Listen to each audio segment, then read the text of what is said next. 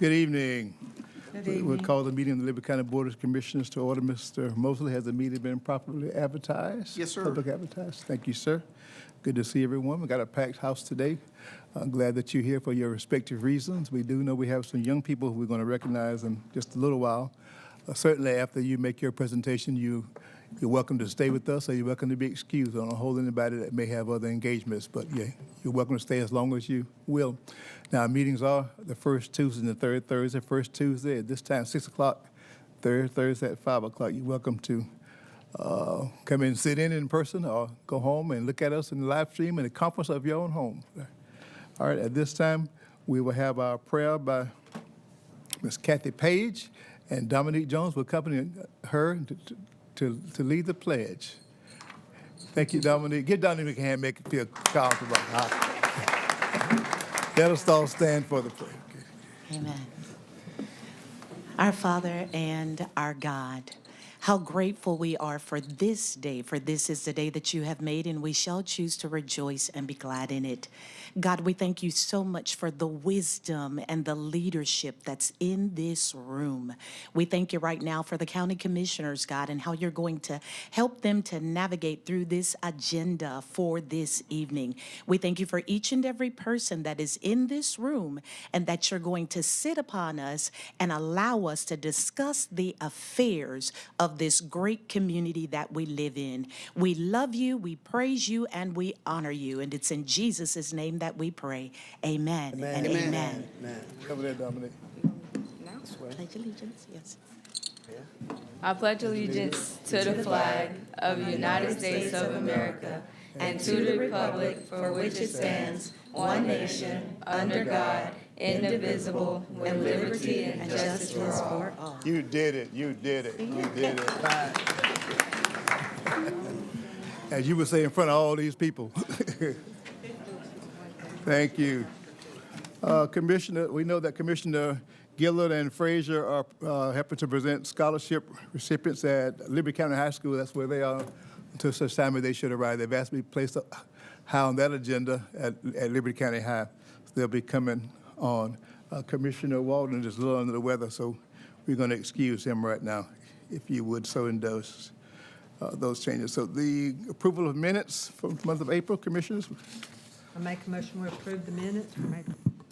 Second. There's a motion on the floor. Young people, that's how this works. Motion on the floor. And a second to approve the minutes for April 1st and April 17th. Any further discussion? All in favor, show of hands, please. All right. Minutes are approved. Thank you. Proclamation International Firefighters Day. Who's leading that effort? I see Deputy Chief here. Deputy Chief. Yeah. All right. Who has it? Young people, another career choice, firefighting. In fact, we train our own firefighters right here. We have, in the latest class, I'm not sure, is there anybody from Bravo Liberty in the latest class of firefighters? I know before we had some Bravo grads that made the team. I'm not sure in this last group, Deputy Chief, had anybody from? Not to my Not that knowledge. one, all right, but the possibility is there. It's there for you. Yes. Good evening, Chairman Lovett, Commissioners, County Administrator Mosley, and everyone in attendance. My name is Christopher Morrison, Jr. I serve as the Deputy Fire Chief for Liberty County Fire Services. I want to extend my appreciation on behalf of Chief Brian Darby, myself, and the other members of the Liberty County Fire Services for the recognition of International Firefighters Day with the proclamation. This proclamation serves as a solemn reminder to everyone, for firefighters abroad, firefighters here, who have paid that ultimate sacrifice. But in contrast, it also serves to honor the men and women that we have serving right now who are dedicated to the profession. They take the call every night, and they serve the citizens with the same resolve. Firefighting is just not a job. It's a calling. It takes a unique individual to willfully put themselves in harm's way, and have to answer that call every night and still serve with dedication and distinction. And the men and women of today's fire service, they come from all diverse backgrounds, and they bring a variety of experiences, and that's what makes them unique in their own way. So once again, I'd like to say thank you for this recognition. We are proud for letting you guys acknowledge this, and you guys empower us. Myself, Chief Darby, it empowers us to ensure that we continue to strive and be in a state of constant improvement so that we in the fire services can provide a service to the stakeholders of Liberty County that is efficient, it's effective, and we deliver excellence at every interaction. So thank you. Thank you. Highlights, please, sir. Proclamation, International Firefighters Day. Whereas International Firefighters Day was established in 1999 to remember those firefighters worldwide who lost in the line of duty protecting the safety of us all. And whereas the role of a firefighter in today's society, be it urban, rural, natural environment, volunteer, career, industrial, defense force, aviation, motorsport, or other, is one of dedication, commitment, and sacrifice, no matter what country they reside in and work in. And whereas hailing from all walks of life, they are mothers, fathers, brothers, sisters, aunts, uncles, grandparents, neighbors, and friends. They protect us without wanting of recognition or reward. In our time of need, they are there with courage, compassion, and loyalty. They are the essence of the true meaning of community.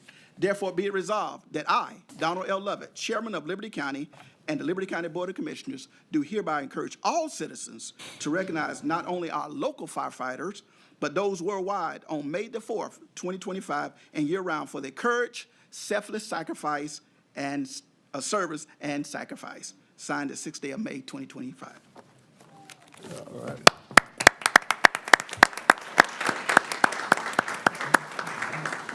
Commissioners, we all want to say a word to the firefighters?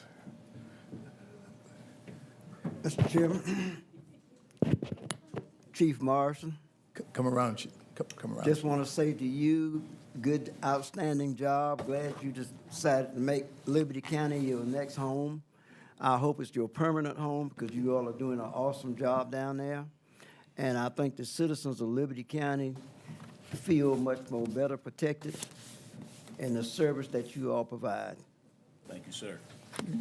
My sentiments to Chief Morris. I thank you for everything that y'all do and for the commitment that y'all have made as a part of Liberty County with our firefighters. A lot of y'all know we just stood up our fire departments here in the countywide, and I appreciate everything that y'all have done for us.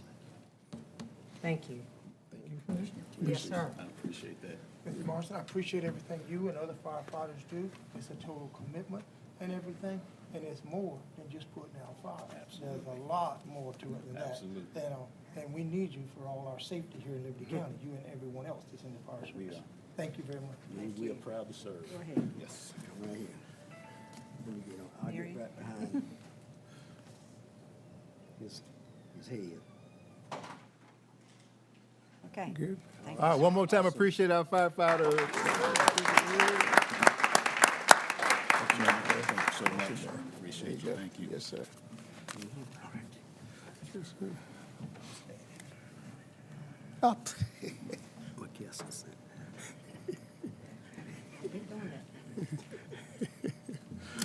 All right, recognitions. We have some champions in the house today. All right. In this case, a couple of weeks, months ago, we did basketball. Now we're in track, so our track stars are here. Who's going to bring my young people up? And somebody give us just a little bit of an intro.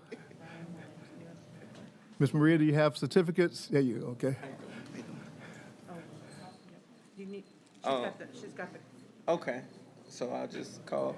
Okay. Good evening, County Commissioners. How y'all doing? Give us a little bit of who they are for. Commissioner, let's go down, and when you call the names, we'll just pass out certificates. Okay.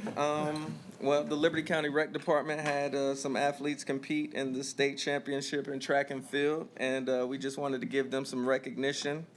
They finished first place in the state of Georgia, representing Liberty County. First up, we have Zaylin Porter, who won a gold medal in the 50-meter dash.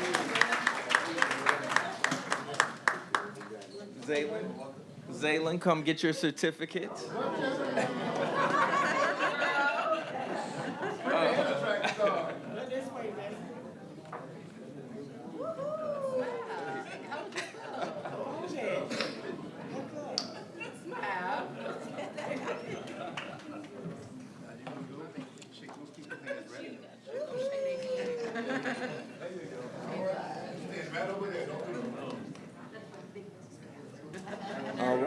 we had Tristan Green.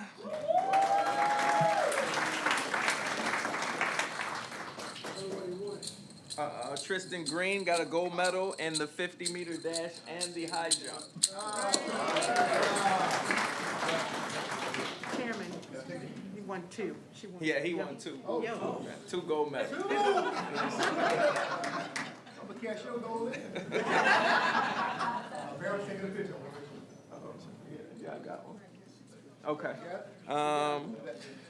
We had Destiny Wells won a gold medal in the 50-meter dash.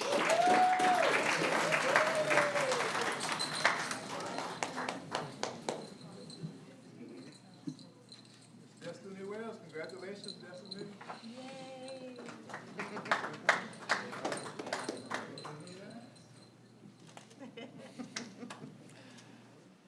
Breon Richardson, gold medal in the 400-meter dash.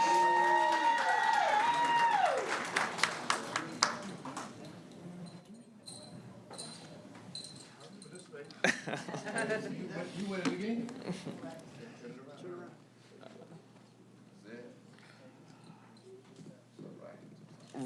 Romeo Daughtry, first place in the softball throw.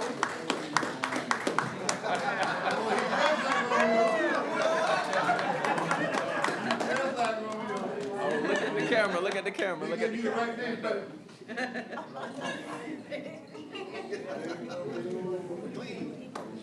All right. Janelle Perry, gold medal in the standing long jump. Get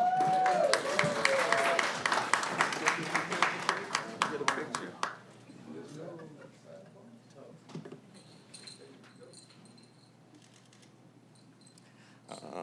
Caden Miller in the standing long jump, gold medal.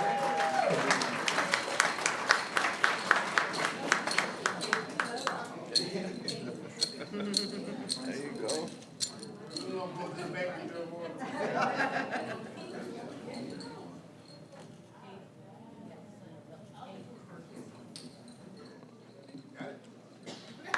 All right.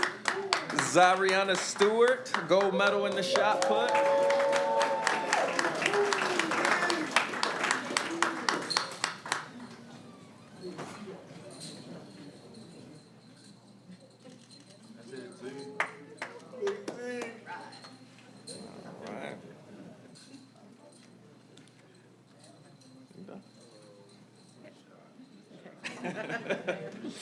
All right, Amira Zarang, I believe she didn't make it tonight, but she won a gold medal in the high jump. And Dominique Jones, she's here tonight, won a gold medal in the high jump. And she also led us in the Pledge of Allegiance. Her name is the Liberty County Book of Records. Yeah. And our last champion is Josiah Triplett in the high jump.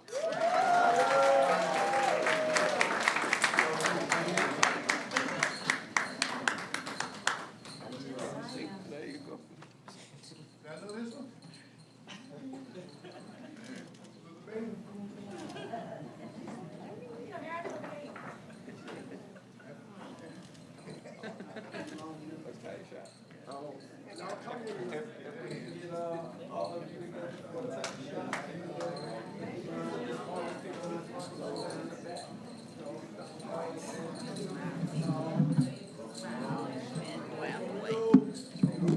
Yes, sir, please.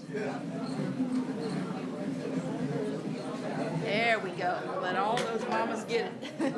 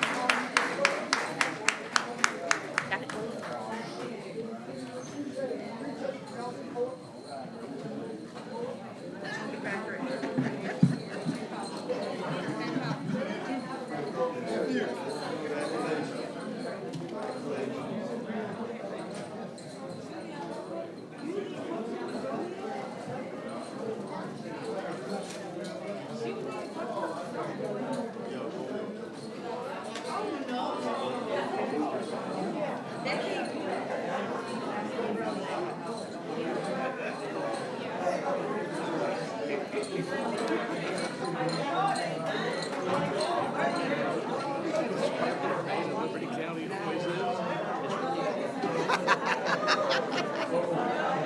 That's who it is.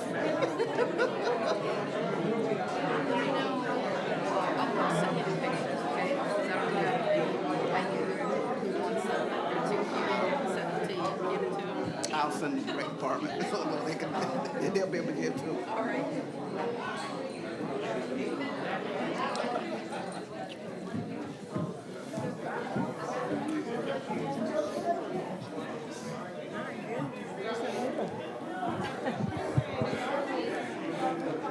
Maybe one day they'll return as an Olympic champions. There you go. That's our investment. That's our investment. When people ask where do our tax dollars go, that's where they go. That's where they go. Yeah.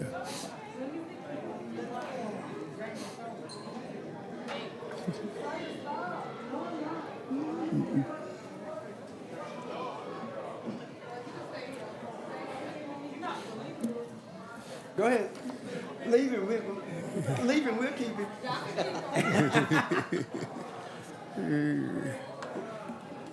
Mr. Rickerson, can you follow that act, my friend?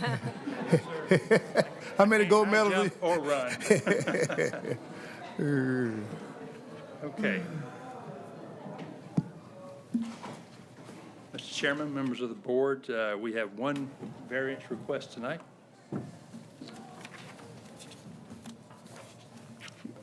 You made it. You made it. All right, this is a variance request that's been submitted by the owners Gary and Molly Sauls to reduce the required front yard setback on a R12 lot from 25 feet to 5 feet to place an accessory building, a garage, in the front yard. This property is located at 35 Blue Crab Lane, which is in the Twin Rivers area of Liberty County, and you see there the parcel number 279-6001. And this is our ad in the Coastal Courier and the sign on the property. And this is the vicinity map, just to kind of give you an idea. This is Highway 17 Coastal Highway, Limerick Road. You go all the way down to the end of Limerick Road and on beyond that to get to Blue Crab Lane, and they're on a point. If you go by this area on I-95, you can see their house across the marsh on that point. And because this property is a waterfront property, they really don't have the ability to put their accessory buildings in the back. And you all have an ordinance that allows for people that have waterfront property to put their buildings on the front yard. So in this case, the house was originally built a little bit too close to the front yard, to the front setback to allow for the placement of a garage. So they need a variance to allow them to set that garage a little bit closer to the street. And this is just a zoning map showing that the entire area of this Blue Crab Lane here, or Blue Crab Lane here, and River Road here is all zoned, it's zone R12, which is single-family residential. And you can see there the floodplain map. This is in the uplands, but there's floodplain surrounding it because it's all surrounded by the marsh. And the wetlands, again, pretty much the same story. And the plat just kind of shows this is the road, this is the location. You can see that this is County Road. This little hammerhead here, turnaround, is just built at the end of that point to provide access to all these houses. But this little hammerhead actually is a county road, so that's why we're here, because they're required under the R12 ordinance to be set 25 feet away from the road, and they're asking for a variance to be set closer than 25 feet from the road. And here's our narrative, pretty simple. They bought a home at 35 Blue Crab Lane in Midway last December, and now they're wanting to build a garage. Mr. Sauls has a car habit, and he'd like to store some of his hobby cars in that garage. They were recently told there was a setback on the property line, and they're asking for permission to reduce the setback to 5 feet from the property line. And there are further complicating factors here as well because of the position of their septic tank, which is also on the road side of the yard, and a large oak tree. They're very limited in where they can place the garage, so that's why they're asking for the variance. And this is basically their concept plan. This is the main house. The river's on this side. The road's on this side. Their existing driveway is here, going to an existing carport over here. So they'd like to place the garage in the front yard within 5 feet of the roadway. Question.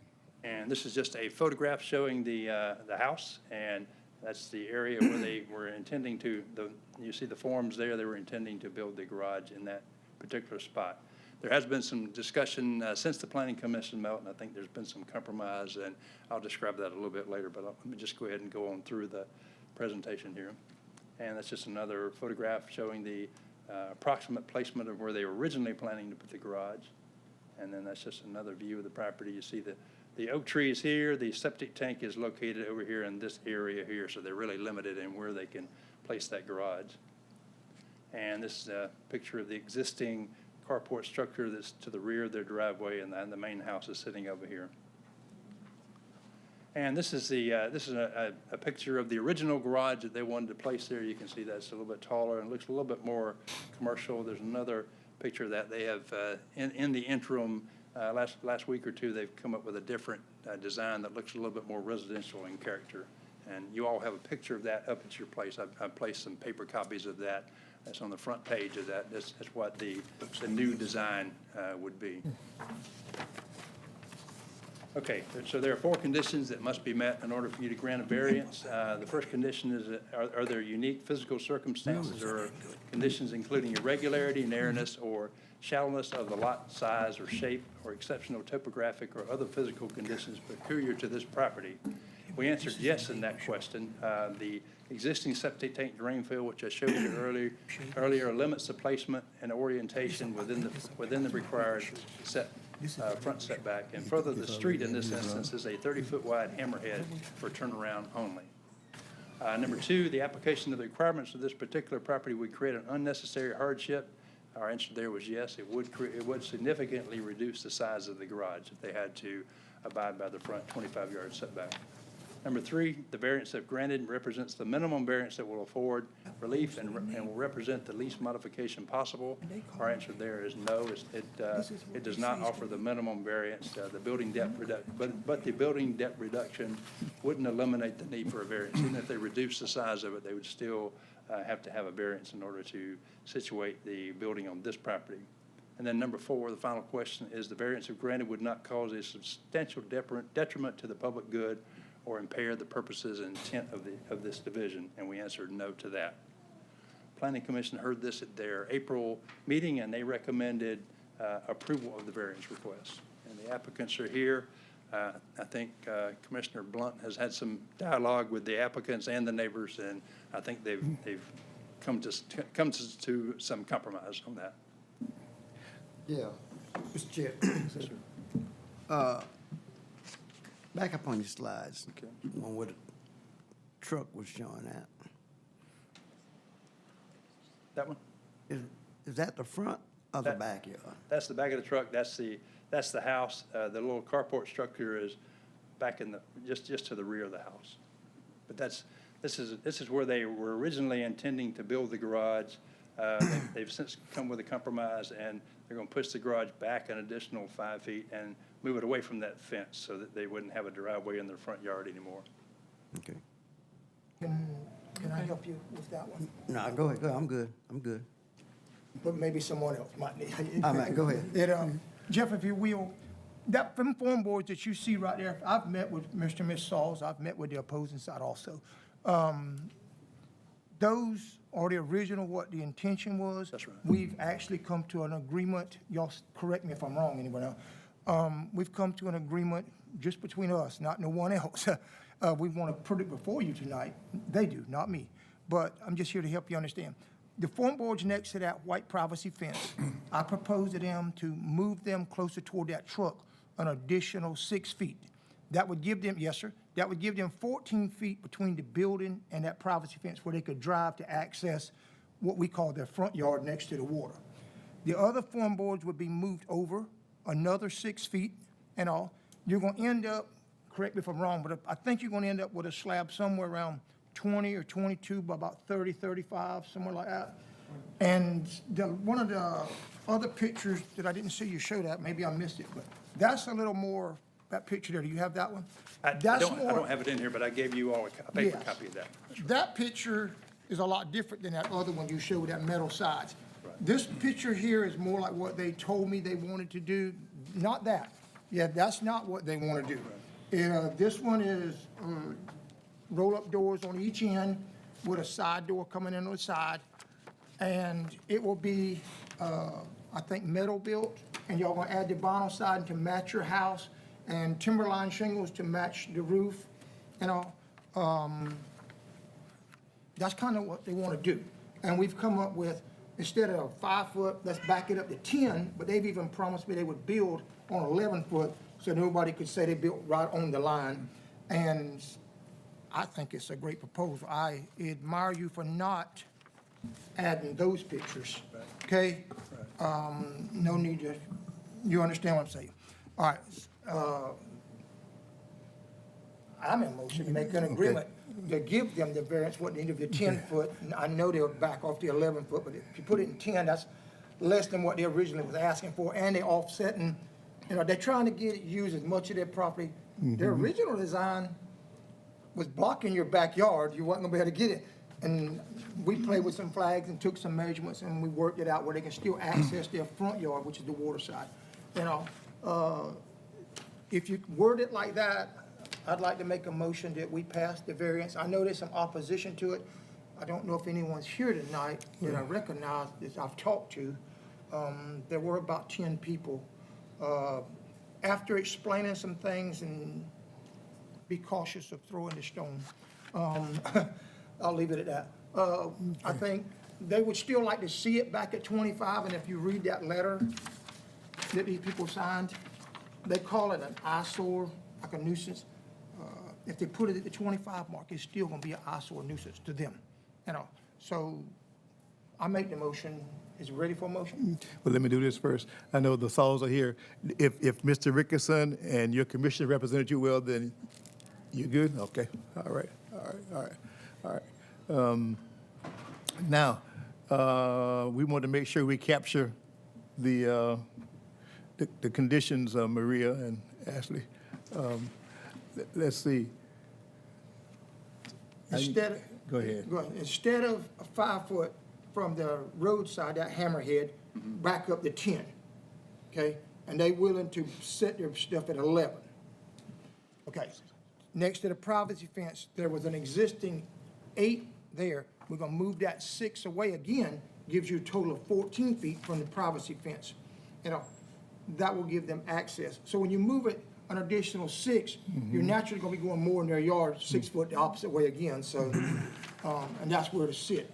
And that way they can utilize their front yard, they'll be able to still drive up to their side door, I don't know if you call it a back door, side door, you know, where they can unload groceries, enter their house, whatever they need, you know. Okay, so he's making the motion with those additional conditions. To not approve the 5 foot setback as required, but the 10 foot setback. 10 foot setback. As a compromise. Yes, sir. Yeah. And if you need to get him to get it a little more. Thank goodness it's being recorded. Okay, all right, okay. Make that, state that as your motion, so say that's, you know, so. I would like to help me out. I'd like to make the motion that we put it at 10 foot from the, Just say with special conditions. with special conditions. Yes, and we'll know what they are. Okay, somebody second that motion. Second, Mr. Motion Chair. second, we approve the recommendation from LCPC with the special conditions, and I'm here, the Sauls are here, they're saying it's fine with them. All right. Any further discussion?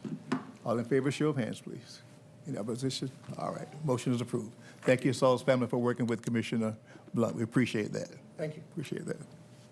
Okay. All right. Engineering, Mr. Long.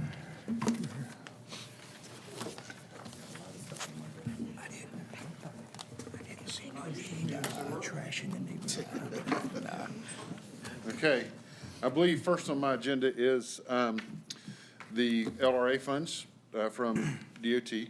I had a letter in that everybody got that has a spreadsheet of recommendations that we were looking to present to you.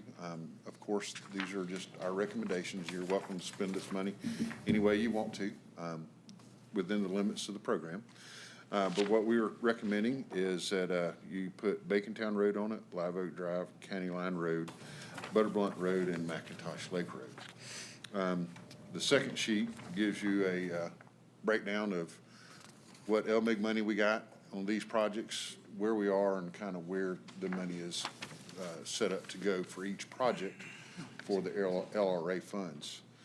So I'll try to answer any questions I can for you to help. But I do need to go ahead and make application as soon as I can to DOT to get this, so I'm not at the rush at the end of the reporting period. And we don't want ours getting in last. But I want to go ahead and get it on in. Yes, sir. Yes, sir. Go ahead. Mr. Chairman, Trent, on the roadway repair on County Line, Yes, sir. what Yes, are we ma'am. going to do there? You don't want to say that one? What are you going to do? What type of repair are you going to do? Yes, ma'am. We just had, there are a lot of spot places we need to fix. You know, if you drive down it, it's got a lot of long areas that are So are you tearing like, up.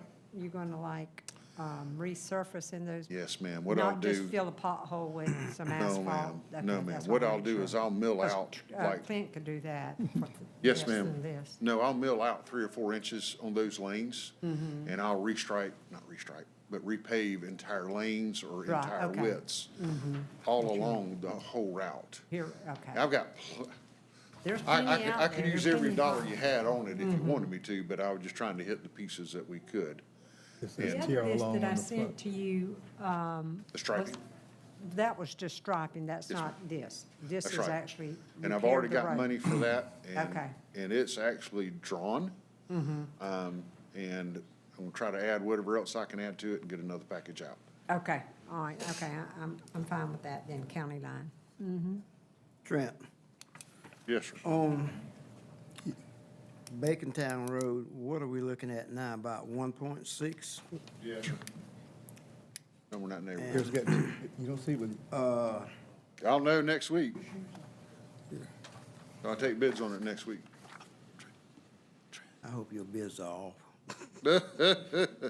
Well, I hope they're not off in the wrong direction. Yeah, and a I hope lower- I'm the high bidder, Right.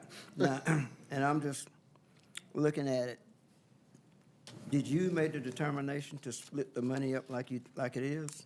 yes, sir, I just tried to split it up the best way we could. And I think, last meeting, Gary had mentioned something about putting his money toward Live Oak. And if I'm wrong on there, I was trying to remember what we said we were gonna do. None of those roads are in my district, and I think whatever funds I would have had, I did give it to, maybe, was it Justin's project? on Live Oak? you did. Appreciate it, yes, sir. Okay. So what I basically did was split it among you evenly and then tried to apply whatever. You know, Gary's to Justin's, and we can do it whatever way you guys want to. That was just it's a suggestion. That was his portion that he gave to Justin. Yeah. You were right here. I didn't say I wasn't. So, with that being said, how much do I mean, each commissioner, we just have to do the match. There's nothing actually coming out of our Yeah, SPOS funds. there's no Or match with this. So Right, this is, Required 30% match. Who's paying that? that's required 30% match for our LMIG. LMIG. I should have put LMIG So- in that. And I'm sorry, now that you say that, I recognize that that's a communication issue. No funding will come out of our SPOS or T-SPOS money for So this, for this to project.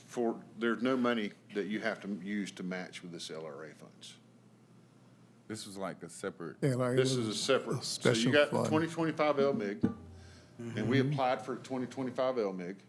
As part of that 25 LMIG, you've got 30% match that you have to put together. So that's a minimum you gotta spend, is the LMIG plus the match. If you throw the LRA funds on top of it, that's just extra money that you get. I see what you got. Yeah, but it says 337,000 for County Line, Yes, and 89 is from 25 LMIG. Then the match. right? Where's the other money coming from? Okay, so the If it's match 337 to comes actually from. do the- it. estimate.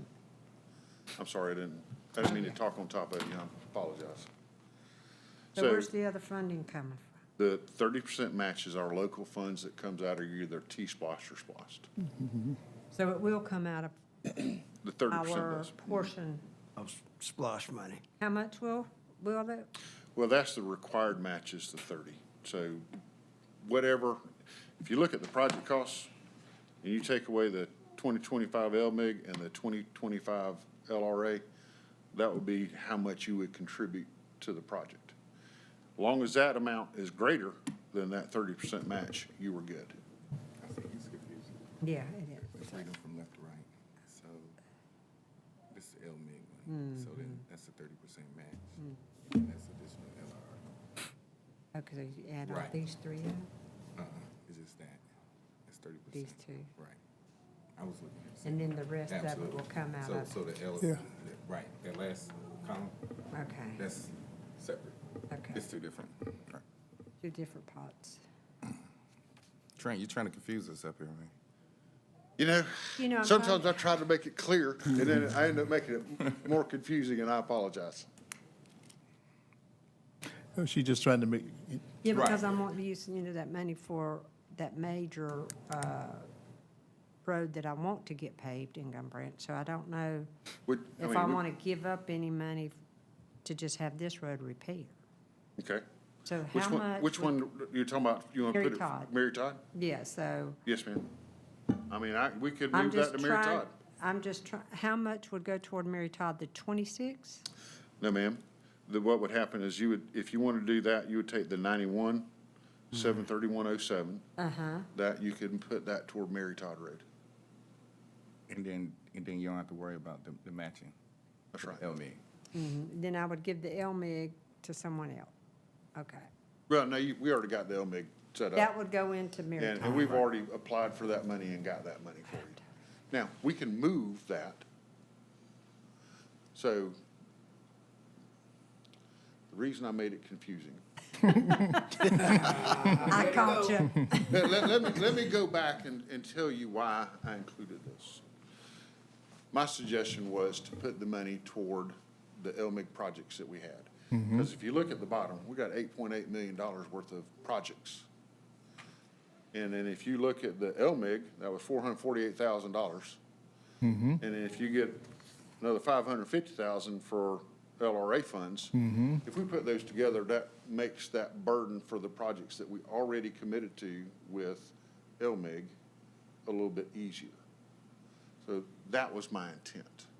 Now, like I said, it's a suggestion. We can do whatever we need to. And actually, Commissioner Thrift, if you want me to, when it comes time for this money for LMIG, I can submit a separate request to DOT, and I can move the funds from County Line Road to Mary Todd Road. And that is not a problem. Well, if you could just tell me how, and you may have, what would be her obligation? yes, Her obligation, okay, my so, obligation for County Line.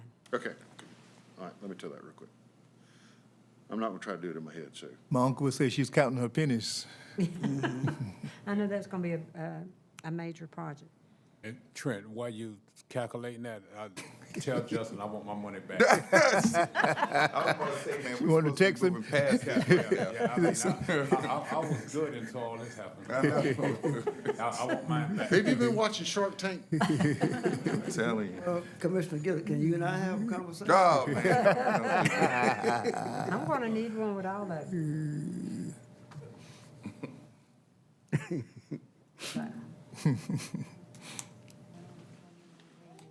Okay, so your obligation For County Line, for County Line would be $155,552. Good price.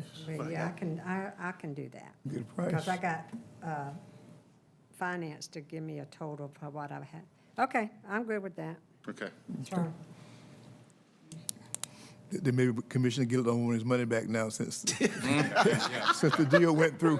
This is reminiscent of Shark Tank. You see the guys sit down there and talk too long, the sharks take the money back, or take the deal back. All right, that needs our approval, sir? Yes, it does. All right, we need to make a motion to approve that. Mr. Chairman, I make a motion, we approve the LMIG money request as presented. Is there a second? Second, Mr. Chair. Motion second, we approve the LMIG request as presented by our county engineer. Any further discussion? All in favor, show your hands, please. All right. Thank Made it to that. Let me get to spend some LRA. Yes, sir. I'll get that submitted. Okay, so the next one is going to be cattle hammock. Let's bring up option 1. Make sure that amount's in the minutes. $155. It was 155. Yeah, I'll tell you the number. I got it. He, $155,552.15. I'm not going to forget the 15 cents. That's what we got.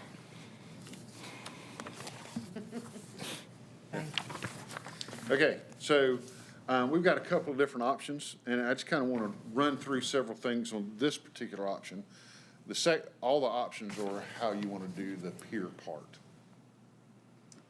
I might have said marina again, so Justin, please forgive me. I'm on it. I say the wrong thing all the time, so I apologize. Let me do an introduction, if you will, and help me out. Several years ago, when Chairman McIver was here, we were approached by DNR that public access to the deep waterways was going away along our coastline, not just Liberty County coastline, along the coastline. They advised us to take advantage of some funds that were set aside to purchase properties so that the public wouldn't be, for lack of a better word, locked out of access to the public waterways. So that's why this commission went ahead and purchased this property. Now, the uses for it, proposed use for it has changed over time. So now we're at this point where we're trying to fine tune what we're going to do with this property. So that's how we got there, ladies and gentlemen. That's correct. All right. And so one of the things we've done is we've engaged a young man that is really good with the permitting process through DNR as far as getting these marinas permitted and what is permittable and what is not. As a matter of fact, he worked for DNR doing and writing these permits for years before he went out on his own. He does a really good job of kind of knowing what we need. So there is what we call an upland component, and then there's a marshland component. And so I'm going to talk about the upland first, and then I'm going to move over to the piers. On the upland side, it's basically the same on the top. And it doesn't really, if we want to change it during the course of the design, it doesn't hurt us with our DNR permit. We just need to have some options of what we want to do with the pier so that we can move forward with that permitting process. So real quickly, what you'll see is, and everybody should have a small version that you can see a little bit better. And there's actually 2 big versions on the conference room table out there if you want to look at it. So basically, we kind of meandered in a roadway with a little cul-de-sac there, and we were able to save all the oak trees that we got in. Good job. Good job. There is one big pine tree that I'll lose, but all the big oak trees, I was able to snake it around. We did leave a 15-foot vegetative buffer along this side and along this side, and there is a 25-foot marsh buffer along this side that we stayed out of. So we have a paved road coming in, and it'll have a rollover type curb and gutter. We will have parking on both sides of the road and a few parking at the end, because if I put just parking on both sides of the road back here, people are going to start parking in the grass. So I'm going to provide a few places. And where I don't have parking is like there's a tree, a couple of trees, a bunch of trees that just were in the way. And our handicap will be down here. We have a future playground.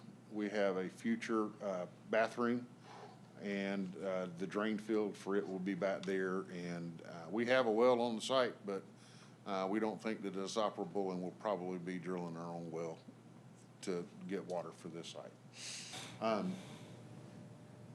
And it's pretty much a grass field now with the trees. I think with very little effort, it could become something that people could play around with. Now, you'll notice if you look on the bigger versions, you can see a bunch of picnic tables scattered all over. So we're trying to set up places for people to be able to come picnic and then get out and use the pier. Now, when it comes to the pier, it's pretty long to get out there because you got a pretty good section of marsh, and then you got a pretty good flat spot that is exposed during low tide. So we have a pretty long pier that comes out, then we have it go on both sides. Now, this version, which is option 1, It has 2 or 3 little places for a bench on the side. It's just a little cutout, so your rail just kind of comes out, you have a place to sit. And then you have a covered canopy, which is a little square that you see. And that one, on this version, we have it to the side. Now, this one is going to be pretty low water, and during the spring tide and the fall tides, it's probably going to be dry underneath it. Not dry, but no water. The pier itself will always be out in the water. So we've got it stuck out there where it's feasible. So if you want to, we'll switch to option 2. Excuse me, Trent, before you do that, well, I mean, you go ahead and do, you can switch over, because I think it's the same on both. But I can't remember, what's the total acreage for this? You had to ask something that's not on top of Ooh, it. I used to know. Like You're looking at about 5 acres total. About 5 acres total. out Because there. this is the same one that we were trying to do Same one. the We're boat. going to do a marina on it one Same time. one. Yeah, and I remember then, I said I wanted this. Same one. And I'm glad we got this, Same because We're finally getting around to it. I'm trying to tell you, 12 years later. But this green space where it says the future playground, Yes, sir. well, I guess you don't know the dimensions of that. The only thing that I suggest is just don't have it too jumbled up. Like, just have some green space where people could just figure out what they want to do. Well, yes, sir. I agree with that. Right. I mean, So- I understand the playground. I mean, but I just, like, if you go to a lot of parks in major cities, they just have green space where people could figure out what they want to do in that location instead of trying to make them do a particular whatever it is. You understand what I'm saying? I'll fill you in on a little bit of office politics in my office. We had a debate about this as well today. There we go. So I originally put the playground up here because, you know, the bathrooms are here, the parents can be. Yeah, that's what I camping was out looking there. at. I mean, And I put it yeah. right there. But then some of my younger ladies that work for me said, no, we'd rather have it back here where it's away from the water. So I understand that, but I mean, I now have an office full of women and I lost. good luck. But I don't know. But the playground is on one side and then the restrooms are all the way on the other. Yeah, the restrooms are just further up. I'm with you. I think the And what I'm saying- playground needs to be a little bit further closer. A little closer. I'm in agreement with you. We can move it. Yeah. Yeah, we can definitely move it. So, now back on the pier, this one is very similar, has a few extra benches along the way. But we moved the covered canopy out here over the water and kind of put it in the middle. I like that. Yeah, so, and I will tell you furthermore, I've had several people kind of come through the office today, and I've had 10 voted for option 2. I like that. Not trying to taint your vote, but most everybody's voting It's for central. option 2. But Whenever we talking about a pier, I mean, do we have like any pictures or examples? no, Is it sure, going to be like the one down there by Sunbury? The aluminum, or are we on? there will be some aluminum components, but most of it will be, we will have like the timber piles that we'll probably use, like the Timber Tech type planks and some of the more durable Kind of like Sunbury Crab Company. components. Yes, we'll use some more durable components. Because what I'm saying is, you know, you go down there to Jekyll or places in Savannah, it's more. Your water's gonna go away. It's actually, 192 feet from the edge of it out to good water? Somewhere in that neighborhood. Well, I remember that was the issue. 192 feet. Right. So. It's like the Tybee Pier, you take the wood thing and go out there. On low tide, that's where you're gonna lose all of your fishing capabilities at. right Everybody's gonna be down at the end there. Right. toward the middle. Right, understood. But, and that's the part that I'm talking about. That, like, what material is gonna be? Yes, sir. So what we would use is like. I've seen them in Tybee, I've seen them in Jekyll, I've seen them by Sunbury. And Now, we have plenty of options at this point. Right. So what our original intent was, mostly the timber piles, that go into the water. Yeah. And some of the structure, you know, that you're used to seeing. But when we got to the, what everybody's gonna be wearing, called the wearing surface, you know, your treads, use the composite type materials, your rails and everything, do it where it's, you know, we gotta set it up so people can't just fall off into the water. Right. So we gotta have certain kind of rails that have slats and you can't get your head through it. And then we can have, handrails that, you know, obviously everybody's gonna be fishing and you're gonna get stuff on all the time. And so it needs to be something durable. And so we're really looking at the composite type materials on it. Okay. Trent, does this have to be approved by DNR? Yes, sir. Okay. So a lot of times they're not as picky about the components as we may be. They're gonna be more picky about where it is, how much marsh coverage, you know, how much bottom coverage you have and just what you're doing. So, but yes, sir, that's kind of one reason that I'm trying to go ahead now so that we can get that process going, because it'd be the end of the year before we got through the permit process for this anyhow. Within the next 2 weeks, Trent, can you and I take a trip down there? Sure. Eyeball Yeah, and everything to make you don't sure. have to decide tonight, Right. but just as soon as you could, you know, What We was could we do that. deciding on? The, option one one or and two two? on the pier. Okay, on the pier itself? Any You other wanna look difference? at it first? Yeah, let me go down there with him and look at it. Any other difference? Take your fishing pole. No, sir. No? That's all. We had several others that we kind of eliminated that kind of like Dubai. Well, had I some like big two. arches and I like other two. things. With the cover at the, I like the number, yeah, Yeah. with the cover up. I thought we did too. But we'll let Commissioner Stevens ride Yes, down sir. there and check it We'll be out. glad to do that. In fact, y'all call me, y'all might need another set of eyes on me. All right, we'll give you a shout. We'll make it a trip. Okay, so the last thing I have, and this kind of popped up Friday. Can you pull up the health department? Yes, Health Department. Okay, so this is our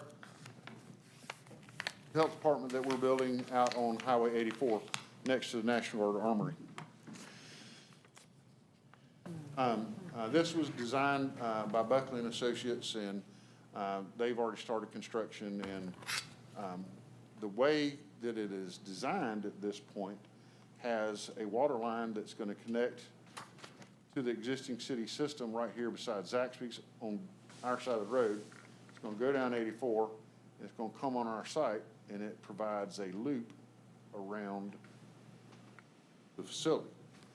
Now, on the bottom side is where our meter and backflow for both our fire and our domestic services. So they are here and they go in. One of the concerns and problems that the city's engineer has expressed to us is, and I agree, and I understand his point. So going back to basics, generally, if your water line is on a private property, there needs to be a demarcation point between private and public. This really is private, although we are another government agency. So in actuality, our meter and backflow should be up here, so that this would all stay private. So our fire hydrants would be private and everything would be private on here. One of the conversations that I had with the city engineer is, because a lot of this is already in,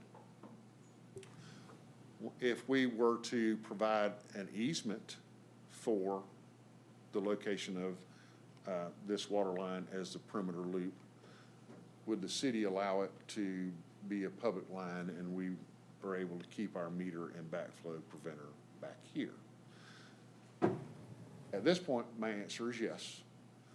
But I still have to be able to present it to the city manager and the city council.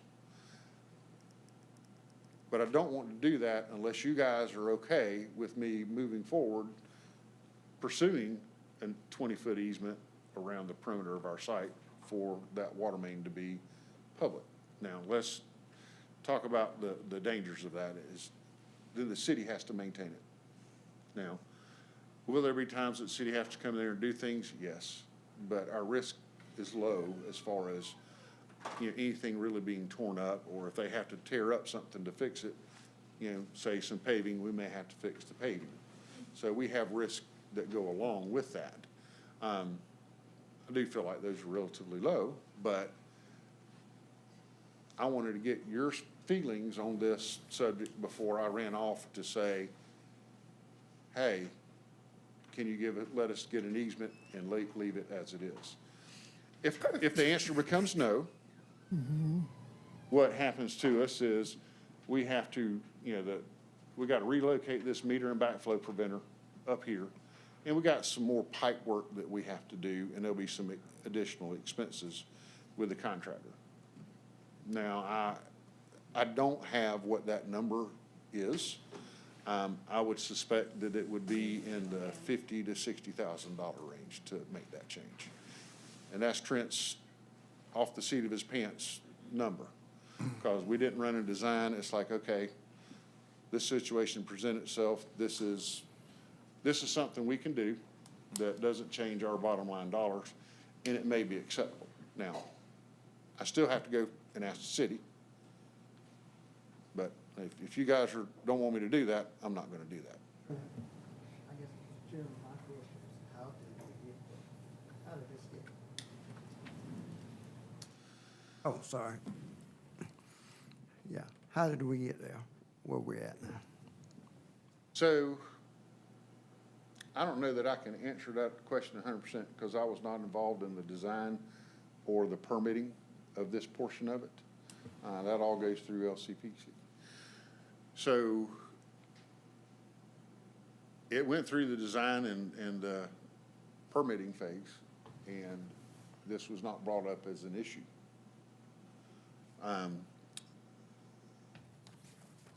Came up at some point during the pre-construction conference that we needed to do something, but it got overshadowed by how in the world were we going to connect to this line. Now, there is some history that you need to know that affects the decision and how the process went. There was supposed to be, according to some of the lines, an old line that came down this street that came all the way through that we were supposed to be able to tie into, and we were hoping to tie into. And they actually had a line that connected here and connected here. But we still would have had the public-private issue, even with the original design.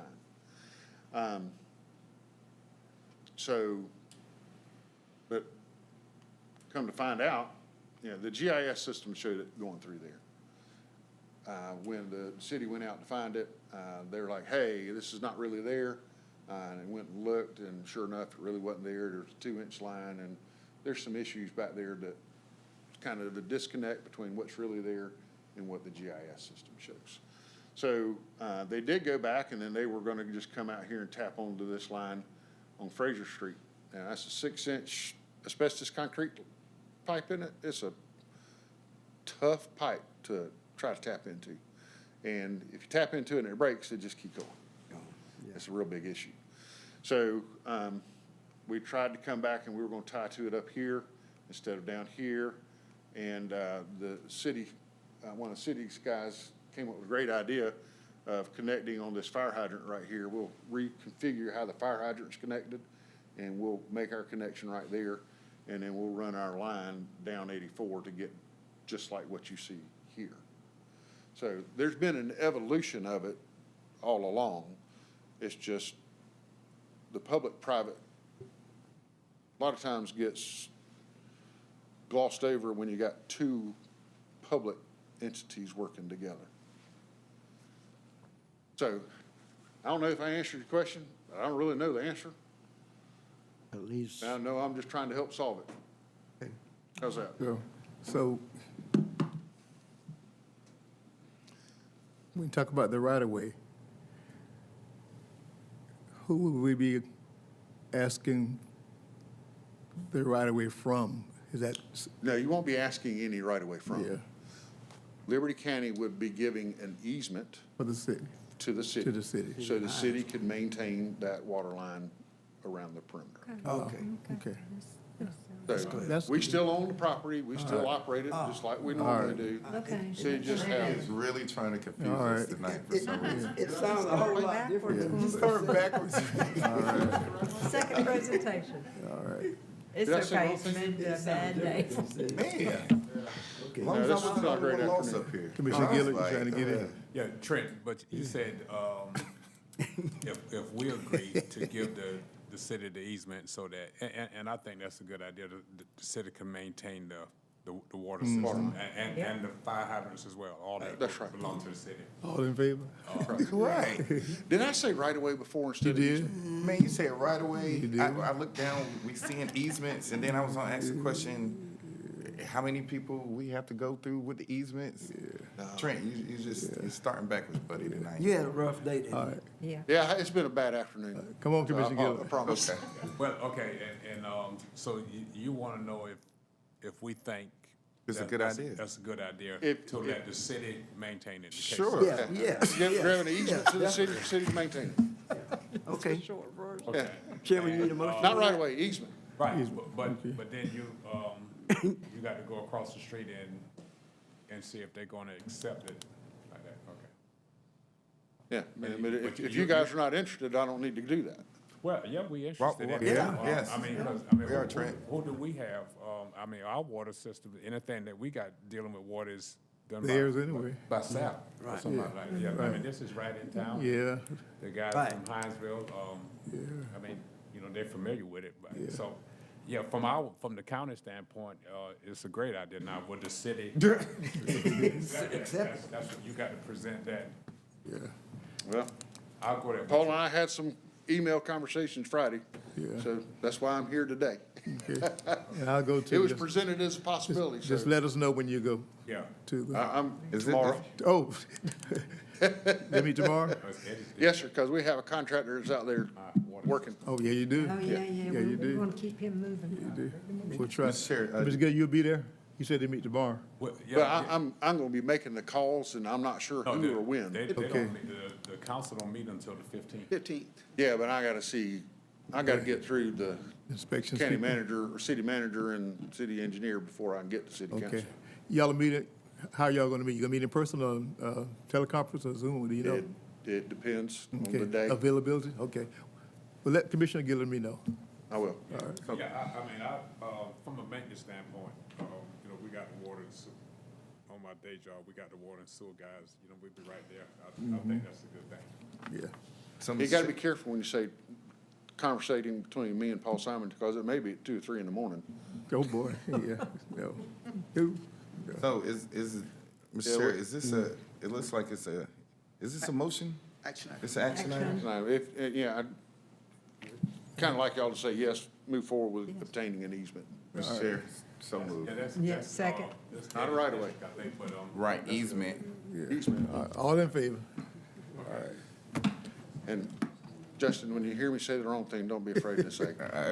Man, now we also know if they say no, then it's ours. right. Right. If they say no, it's ours. Yeah, I doubt it will. No, I don't see why. All right. Well, thank you guys very much. I Thank you, appreciate sir. it. Sorry to take so much of your time tonight. Thank you, sir. No problem. Public Defender, Mr. Joshua Brockington. Hello, sir. How are you? Good. Good, good. I'd like to start by introducing myself. I know y'all have seen Mr. Clark up here we historically. have. Mr. Clark decided to go out in private practice and chase a dollar back in February, so I put in for the CPD position, and I was appointed on April the 1st, so I have been officially assigned to CPD for the Atlanta Judicial Circuit, and it is my pleasure to do so. I have been a public defender here in the Atlanta Judicial Circuit for my entire career. I started back in 2010. Whenever I passed law school, Mr. Clark gave me my first job. I've been a public defender here. Other than 2 years, I went to the DA's office so I could look behind the curtain. They won't let you see that unless you're on their team, so I had to go look and see what was going on over there. But I came back home, and this is home for me in the Atlanta Judicial Circuit. I'd like to start by saying that it's been my pleasure to be a public defender here in the Atlantic Circuit, and look forward to doing it for as long as they'll have me here. I have a couple different ideas that I have kind of brought to the table with the changing of the regime, one of which is the concept that I brought with me back from my time as a district attorney, which is the concept of attorney's fees. Collection of attorney's fees in regard to the representation of clients in criminal cases. And I apologize, I know that my budget has been provided to y'all, but I don't know that the research for the attorney's fees has been given. If not, I know that Mr. Mosley has a copy of that, and I can make sure y'all get a copy of that. I do apologize. Being my first time, I'm nervous, even though I do public speaking for a living. So Make yourself at home, sir. OCGA 171251 permits the repayment of cost of legal representation as a condition of probation unless it imposes a financial hardship on the defendant. And basically what that statute says is that any defendant who is represented by a public defender who is paid in part or in whole by a county, who enters a plea of nolo contendere, first offender, guilty, or is otherwise convicted, the court may impose as a condition of probation the repayment of all or a portion of the cost of providing the legal representation and other expenses of the defense if the payment does not impose a financial hardship upon the defendant or the defendant's dependent or dependents. And the defendant shall make payments through the community supervision officer to the county. Now, and I know that causes some concern for some as far as whenever you hear public defender, our job is to represent the public, and that is what we do.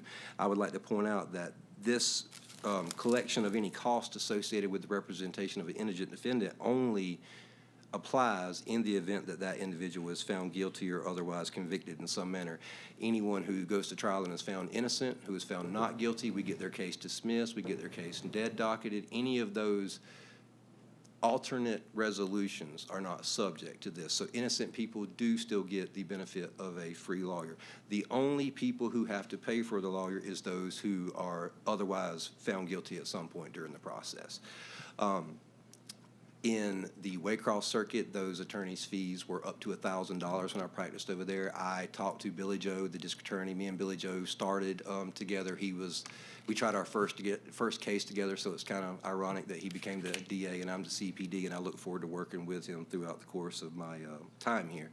And he is willing to work with us on that. And my recommendation was to decrease the base fine in order to accommodate for these attorney's fees, because whenever we give a criminal fine in a criminal case, the state adds almost doubles those fines and fees associated with that, and the counties are seventh to collect. I've actually learned during the course of doing the research for these attorney's fees. Under this statute, 171251, the county is the first and only one to collect on those fees. So any monies collected under the attorney's fees will be collected outright by the county where that representation took place at. The state does not have any right or the only time that the state would have any claim to that money would be if the public defender is represented, or if the individual who is represented by a public defender who is paid entirely by the state. I've spoken to Mr. Mosley about that, looked at the budget, and our intention is to make sure that every one of our attorneys receives a county supplement. That way, any attorney's fees charged are paid to the county where we are currently practicing at that time. There are counties which would benefit greater. I think Bryan, Liberty, McIntosh, those type of counties will obviously make more. In Tattnall County, a lot more of those offers over there involve substantial prison time, so I'm not sure what the collection rate will be. I've spoken to Tattnall County about that, and they understand that, and they still want all theirs to go to prison. So I've spoke to them about that, and that's just their philosophy, so we will work with everyone. Tattnall? Tattnall County is something different. I've spoke with every clerk. I've spoke with probation. I've got everything lined up. All the accounts are created in each county. Probation has it set up through Central where each county has their own fund.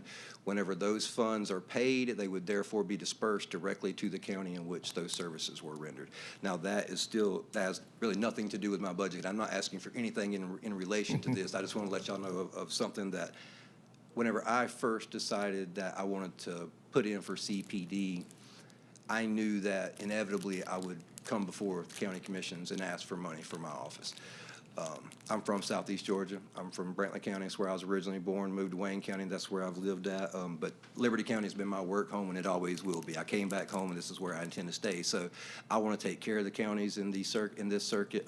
This is the counties that I love, and I know that historically, the criminal justice system and the administration of justice is just an all expense. But I do think that there is the opportunity with the adjustment of the base fine for us to collect attorney's fees and not overly burden. Actually, the cost to the defendant with a $250 reduction in the base fine and imposition of $750 attorney's fees is only $20 more than they would have paid yesterday. So, Mr. Mosley and Samantha has indicated you all had some very, what's the word? Ambitious conversation. Yes, sir. Yes, sir. When will we see the results of the? When I met with Mr. Nelson in probation, because there are a lot of moving pieces, had to get probation on board, had to make sure the money goes, and I wanted to make sure that that money could be tracked. The last thing we need is it to get to Atlanta and it get lost and end up in the state's coffers. I want to make sure I get it back into the county coffers, because y'all are the ones that I can talk to. I ain't never gotten invited to the state building. I get invited up here, so I want to make sure I'm talking to the right folks. We tentatively have slated July 1st as a deadline. That is subject to the judge's approval. There is a colloquy based on the financial hardship that the judges will have to go through with the defendants. If the defendant asks, we will also add it as a part of our application where they are made aware that it is possible. Now, another thing too, like I said, my entire life has been committed to being a public defender. This is what I do for a living. Just like the firemen, it's not necessarily, I don't do this to get rich. This is a calling for me. So in the event that we have a defendant who is outright down on his luck, we can always waive these attorney's fees. We're not out to get people. But I have also had clients that, I drive a Nissan Altima. Whenever they're driving a Yukon Denali, I have to wonder how they qualified for my services. And I know that they can afford to pay some of the expense for the legal representation that they receive. And I think our work is, worth it. I mean, I've been called everything from a public pretender to the free lawyer to everything else. And it don't bother me a bit, because I know when it comes down to it, I'm in court almost 5 days a week. In any given year, I'll handle over 1,000 cases. So whenever we look at it, we are more valuable, in my opinion, than most private attorneys, because we have the relationships with the stakeholders in each one of these counties to get things done. And we do try to get those things done as quickly as possible to save the counties. And we are going in with a county first mind frame, in that I want to take care of the counties. I want to establish a relationship. I have personally reached out to all the county commissioners prior to this meeting, spoke to them individually, other than Long. Haven't been able to get a call back on that, but I'll cross that bridge later. Are you looking for money? Oh, never mind. My bad. Exactly. Exactly. So They meet tonight.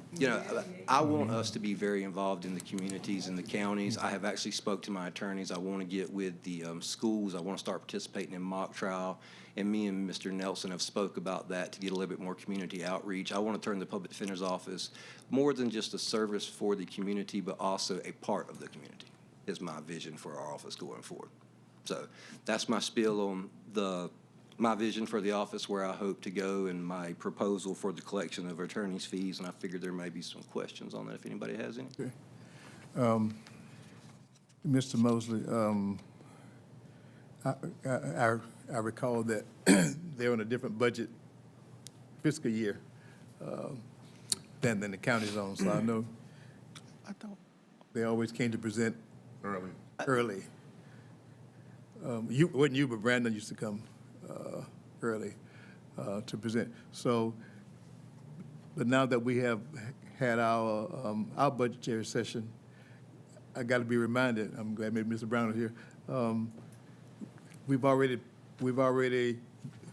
will approve this. Yes, sir. Sam figured it all in, but what we did not take into account is we really didn't take into account the revenue, because we kind of wait and see. Yeah, and I agree too, because, the collection, when I went to you're not going to collect any of that. And I was like, not going to collect it if you don't order it. I can tell you that. We don't really know what we're going to get yet. Well, we look forward to, you say that collection. July, maybe? July 1st will be whenever we start. That is the September? deadline. That is the deadline. And like I said, too, one of the things that I really clung to was whenever I met with probation and I started looking, I was like, okay, whenever we do a $2,000 fine on a case, how much does the county get off of that? Because, I know we're collecting $2,000, or we're supposed to collect $2,000. Like I said, I've learned, y'all are number 7 that collects. And if 1 through 6 don't get paid, y'all get 0. Like with this, if a dollar gets paid, it's the county's dollar. Okay. And it goes straight to y'all. There ain't no middleman, there ain't no taxes. I like you. All right. Okay. Well, I know I can't ask for money if I don't get something. Like I told Mr. Moses at our first meeting, I can't ask for something if I ain't giving something back. We can't just provide a service. I guess I have to ask you, what was the other county's response to new method. What were your other counties' response? Oh, they loved it. Yeah. They loved it, obviously. I mean, McIntosh County thought they was fixing to hit the lottery. I was like, it ain't like that. Like, I mean, you're never going to get rich off this thing. And, I don't even know, one day I hope that we can get it to the point where we fully cover our entire budget, but that will take some time because you're always going to have the people. Now, I will say, someone who their case is resolved and they get 10 years in prison, I don't think their first order of business when they get out is going to be to get y'all some money. Yeah. No. But that's the case for any criminal case. Whenever they get out and they've been to prison, a lot of times they don't come out. But where I think we do have the opportunity is for first offenders, people with a bid date. I've spoke to Mr. Nelson on it. If we give them the incentive of your probation will terminate upon all payments, fines, and fees, and otherwise full compliance with probation, you get a lot more carrot, a lot less stick like that. So, and I think that would motivate people to go ahead and get the money paid, get off probation, and, get the government out of business, move on with their life. And that's kind of what I'm hoping for. And me and Mr. Nelson have spoken hundreds of times since really since we began. And since I started, he's been more than willing, which he's also thrown it in his budget proposal for all the different counties too, whenever he's asking for his big old clump of money. Well, we appreciate your approach. How many attorneys do you have on your? Currently. And then while you're looking at that, several years ago, I forgot now who came before Brandon.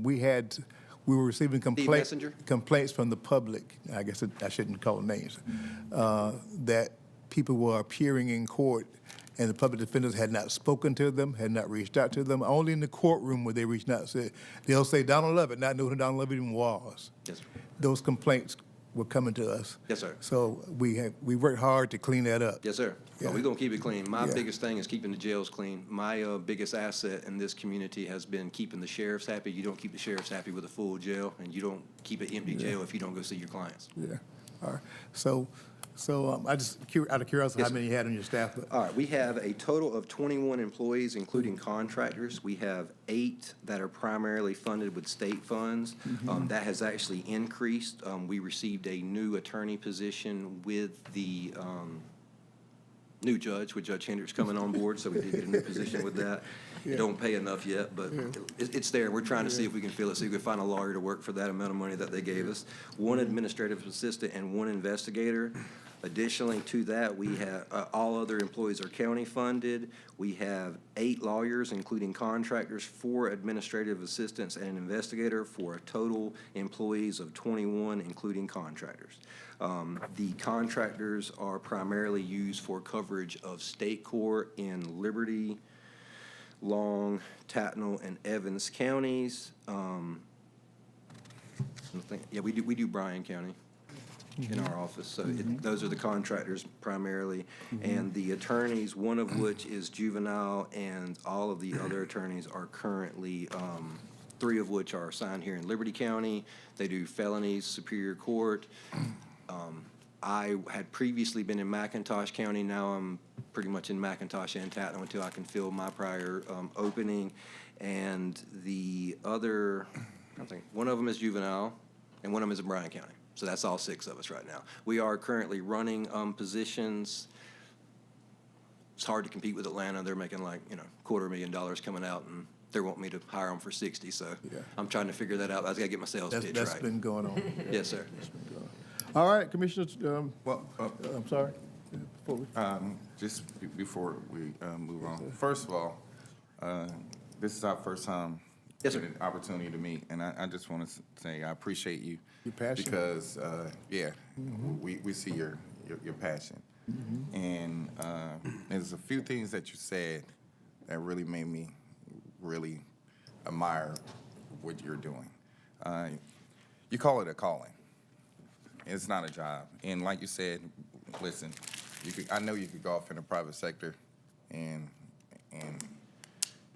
get your big swimming pool and everything else in the backyard. I don't need that. But the things that you just want to help people, and I admire that. And I'm just looking at the entire caseload for how many total attorneys? 8? 6. Well, 6 on staff, 4 contractors. Contractors? Yes, sir. Right, and you all are, in 2024, you all had a total of 3,200, I'm on it. 3,264 cases. that Open, y'all yes, sir. closed. Yes, sir, open.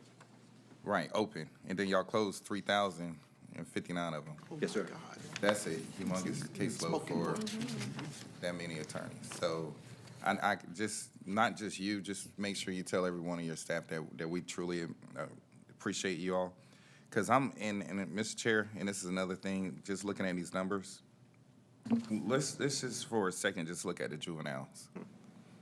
Out of the 6 counties, they were 260 open cases and 247 closed.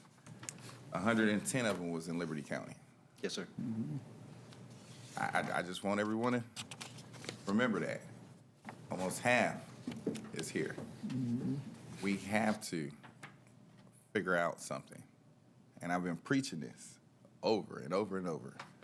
Idle hands. We have to be able to, I know we're doing our part, but we have to figure out something else. And Ms. Chair, it's not just us. I want to, if we can, just get a committee together, you know, of some of the other municipalities, Board of Education, even in the private sector. We have to figure out something with our youth here in Liberty County, especially in Hinesville. You know, in the last couple of weeks, we've had, you know, a few of the juveniles with guns. So we have to figure out something, Mr. Chair. And I'm at the point now where I'm begging. And I would love for my office to be a part of that if we could. And I would love, and I mean, we will, I've been reaching out to the schools. I want to do information. mock trial. Thank you. I want to do all appreciate it. that. I think mock trial, because to be honest, what I would really like is an office full of people from Liberty County, but like y'all talking about with the fire department, and I'm going to go start talking to mock trial and tell them, be like, look, if you go to college, you go to law school, you get out, you come find me. One of the biggest hesitations for me going to law school was, what am I going to do when I get out? Right. I don't have a job. My daddy's not a lawyer. I don't have a law firm waiting for me. So hence I ended up at the public defender's office, which is fine. Like I said, I love it here. Wouldn't do anything else. But if I would have known that I had this job, maybe I wouldn't have taken 8 years in college. Maybe I could have got that done in 7 because I know where I'm going at that point. Absolutely. Yeah, exactly. And again, yeah, I appreciate what you all do, because to be honest with you, before I sit up here, Mr. Clark, I'm also a paralegal as well, and I saw what I was being offered. It's funny, but I'm just educated. I'm sorry. I'm sorry I left here and got educated. I'm sorry. I didn't just leave high school and just do that. But again, I was going to work there, and the pay was, so again, thank you all. I'll still take it if you want to work on a volunteer basis. But I appreciate it. Seriously. Well, and we have good staff. Like I said, I mean, obviously with the public defender's office, you're always going to have turnover. I have private law firms who see the talent and they come trying to poach them, and it's not real hard because they can throw money at them that I can't You never left Liberty County? imagine. From Bradwell? You stayed here? Gosh, dog. Pretty good from us. Mr. Brockman. Did very well. It's a big world out here. You have a card. I didn't know that Mr. Clark had left until, you know, 'cause I would call him from time to time, and then I text him, and then he called me back and said that he was no longer here. So, Did he give you my number? no, he may have. He should have. Do you have a card? I ordered them on April the 1st, and they should be here any day now because my secretary would not let me order none until. I'll give you mine. And I did have one question for you. It's nice to meet you. You said that you and Billy Joe worked y'all first case together? Yes, sir. Had our first trial together. Did y'all win? I did. He I don't know if he counted as a win. We got not guilty. We got an acquittal on it, but it wasn't the strongest case for them either. But yeah, just give me a call. I would do that. Yes, sir. Yes, sir. And I'll give you my number before I leave too. I can write it. And And I I'll think get you a Commissioner card. Frazier wants to share the contact information with you Oh, also. yeah, absolutely. Yes, sir. Yeah, I can bring I'll bring everybody. there we go. That's okay. That's fine. Matter of fact, Maria, I think I need some more cards. Y'all can hand them out. No, All right. I mean, Brandon was here. Absolutely. And then, you know, what, Yeah. 3 years? At least, No, Brandon's been He here was here for longer than that? 16 years. 16 years. he was here. He wasn't the main guy, was he? 16 years. He became the main guy. Actually, he was the main guy for 14 years 14. because he hired me about his month in. I was his first hire. I'm like, you was and I've not been here brand new with him that the whole many time. years. Yeah. I didn't think so. Good Lord, I I remember. interviewed But one I of don't them. know in the last few years, that's when I got to Yes, sir. talk with him. Yes, sir. The reason why I went to the other counties was to give them my contact information, to give them my cell phone number. If y'all need something and I can do it, I am a team player all the way. I want to help the community. Like I said, just because I live in Wayne County, that's just because when I go to Walmart, I don't want to get accosted nonstop. I'd like to go with my family and be able to get out of there in a timely manner. But like I said, this is my work home, and one day my wife will make me live here. I promise you that. But right now, we live in rent-free, so we're going to ride that until we can't no more. I got a free house, so we're going to live in that one until she gets tired of it. All right, Chair, entertain a motion to approve the gentleman's budget. So moved, Mr. Chair. Second. Any further discussion? I think all of us want to say thank you. I want to say thank you for your service. Well, and like I want to thank y'all for having me, for putting up with me. Like I said, I know I'm red-faced. That's because I'm nervous. And I told everybody this morning, you of course, did like, I'm well. going to be nervous, and I don't know why, because You this is did what I well. do for a living. But this You is did my well. first time doing this. I did do look forward to doing great things with the commission, for the community, and in the community. And I would really like, I know my people are overworked. We do close 3,000 cases a year, but we can give some back. And if we can get to these schools and get to these young people, like Commissioner Frazier said, I would like to eliminate some of my cases. I get paid the same either way. Right. Let's do it. All in favor? All right. The budget's approved, sir. Thank you so much Thank for you, coming. sir. Good to meet you. And I'm going to bring y'all some cards Yes, sir. Thursday. Gotcha. Thank you. Cards and money. Cards and money. Sir. Probably bring the cards. Money back, get you out of Thank you again for coming. Thank y'all so much. Maybe what we do, Mr. Mosley, we will program him in between budget sessions so he can just come and update us on what's going on. Okay. All right. All right. In government agreement with Flemington Midway, I've asked the county attorney to take the opportunity, I call it a teaching moment while some of the folk have left, but some being live streamed, as to how we address how we set the agenda as Yes, well sir. as public presentations. Yes, sir. We try as commission to educate, but maybe they'll take it from you. since And I'll you're be the happy to legal- talk to any Yeah. citizen who has concerns about that specific issue as well. Yeah. But historically, the board has treated your agenda as a business agenda. Different jurisdictions treat their agenda differently. Some allow public comment and some allow citizen input when they're setting the agenda. But most jurisdictions, in my experience, do not. But Liberty County historically definitely has not. And I think the decision was made to focus on the business items, one, simply for expediency and efficiency. If you'll notice, your agenda consists of action items and reports dealing with all business or anticipated business. Public concerns are typically addressed administratively outside meetings or directly with commissioners. In my experience, I've never known of, great concern regarding that procedure. But I know recently some citizens have voiced concern or expressed a desire to be on the agenda. But typically, that's not what your policy provides or allows, unless it's required by Georgia law. As you know, there are certain instances in which Georgia law requires a public hearing. The most notable example is is in connection with rezonings, in which public comment is allowed, subject to regulation by the board. But if you should ever want to revisit it, you're free to. But it's not broke, and so I don't think there's any effort by the board to fix it. It's worked well for a number of years, and my recommendation would be to continue as you are currently. But if you'd like to discuss it in a meeting or in a workshop, I'd be happy to discuss it. Thank you, sir. In government agreement? Yes, sir. A simple matter. We have 2 municipal elections, both for Flemington and Midway, which are scheduled to be held in conjunction with the T-Splost election and a couple other statewide elections, one other statewide election. And before you is the intergovernmental agreement, which authorizes the board and the Board of Elections to conduct the election on behalf of the 2 cities. And it's a new form, you'll notice. I think prior discussions with the board, you've been informed that the Board of Elections has kind of revised their business model in an effort to try and recapture some of the cost of the elections, which historically have not been passed on to the cities. And so this new agreement provides a very reasonable but realistic reimbursement obligation. For example, both Midway and Flemington in the past have not contributed or reimbursed the county for their municipal elections, which were held in connection with a statewide election or a T-SPOS election. But under the new model, they'd be required to pay 10% of the total election cost as an administrative fee. Still very reasonable and manageable from the city's perspective, but it does allow for some small measure of recovery of the cost that you incur in connection with these elections. And so I'd simply ask that you authorize the chairman to execute an agreement both with Midway and with Flemington for the upcoming municipal election using the new form that's been presented to you this evening. Okay. And if you have any questions, I'll be happy to answer them. Then, if it's approved here, then you go to, take it to Flemington and Yes, sir. Midway?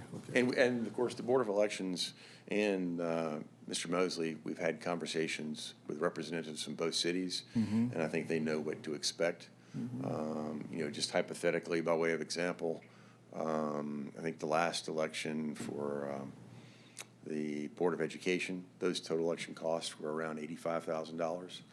So, you know, you're looking at probably comparable costs for this upcoming election cycle.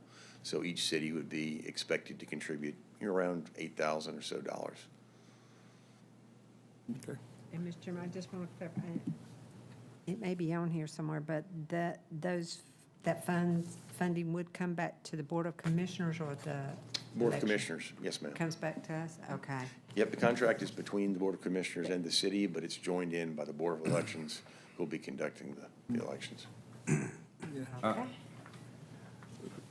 The other day, you say 10%, that's 10% of the total cost for that election? Yes, sir. All the poll workers, and even if there's a runoff and everything, the total of that election, 10% of that? Yes, sir. And of course, the scenario is different. For example, if these elections weren't being held in conjunction with a statewide election or other regularly scheduled election, then the share of their cost would be more.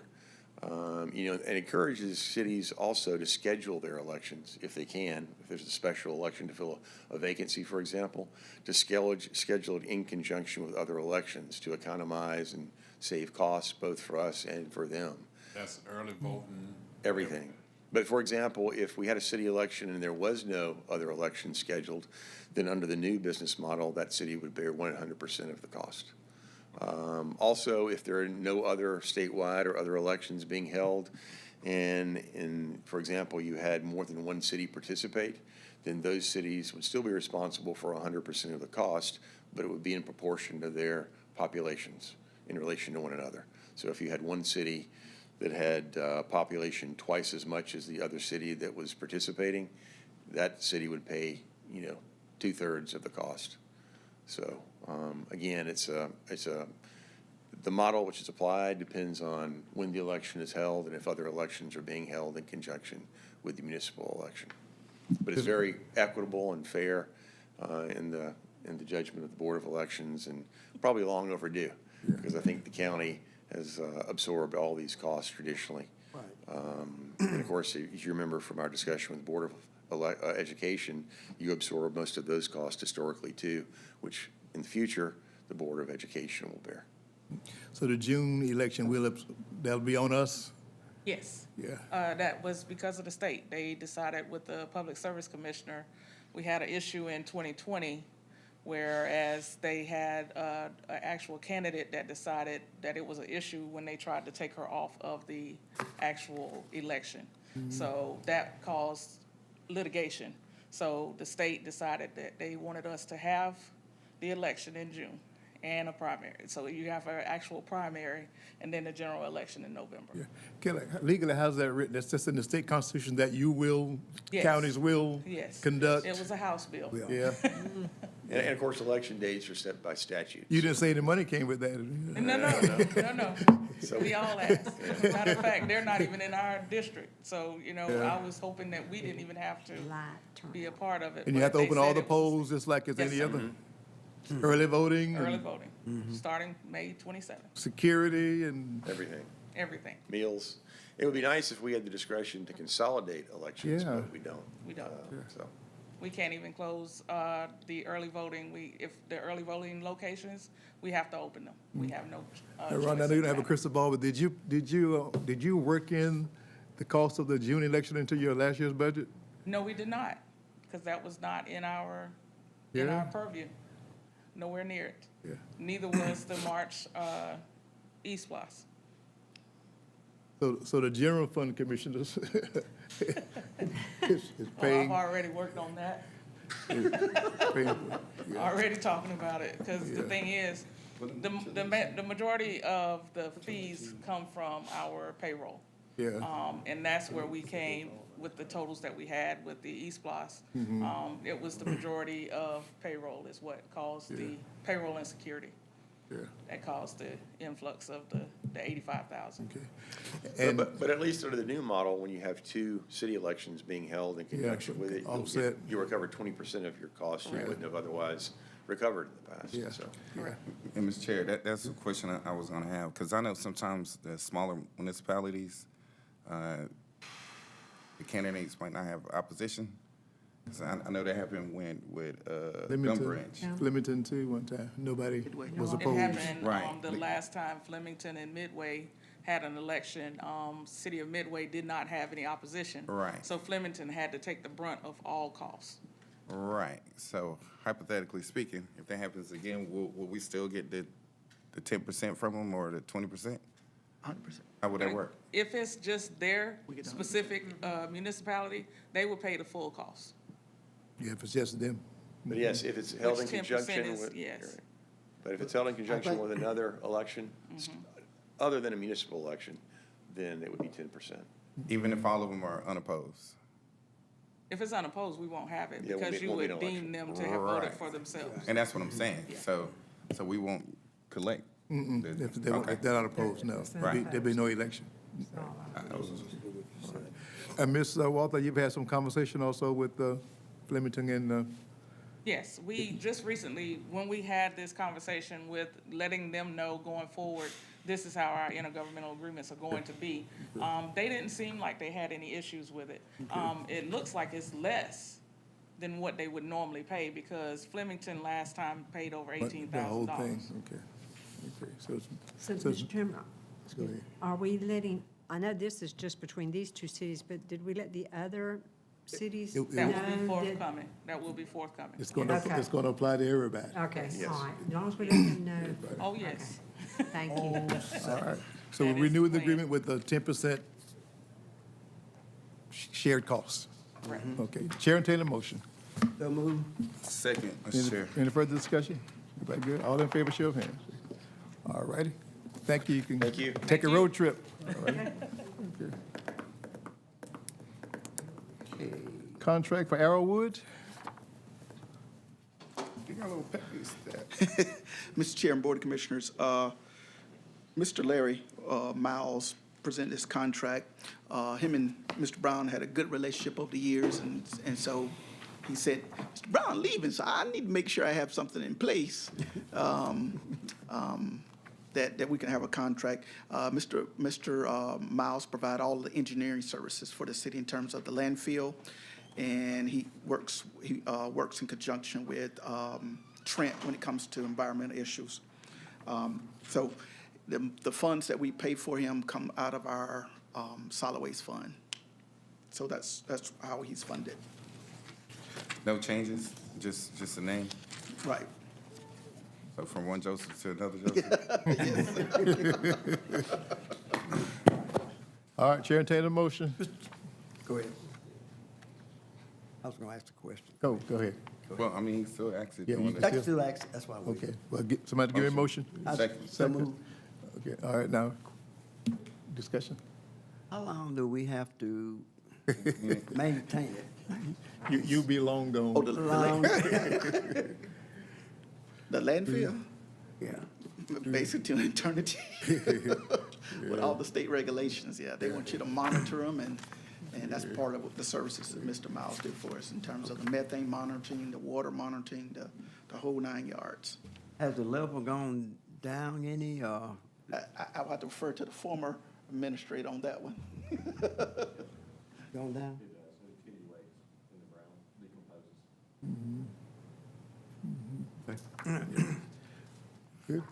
in favor of approving the contract? All right. Thank you. Impact fee, public hearings.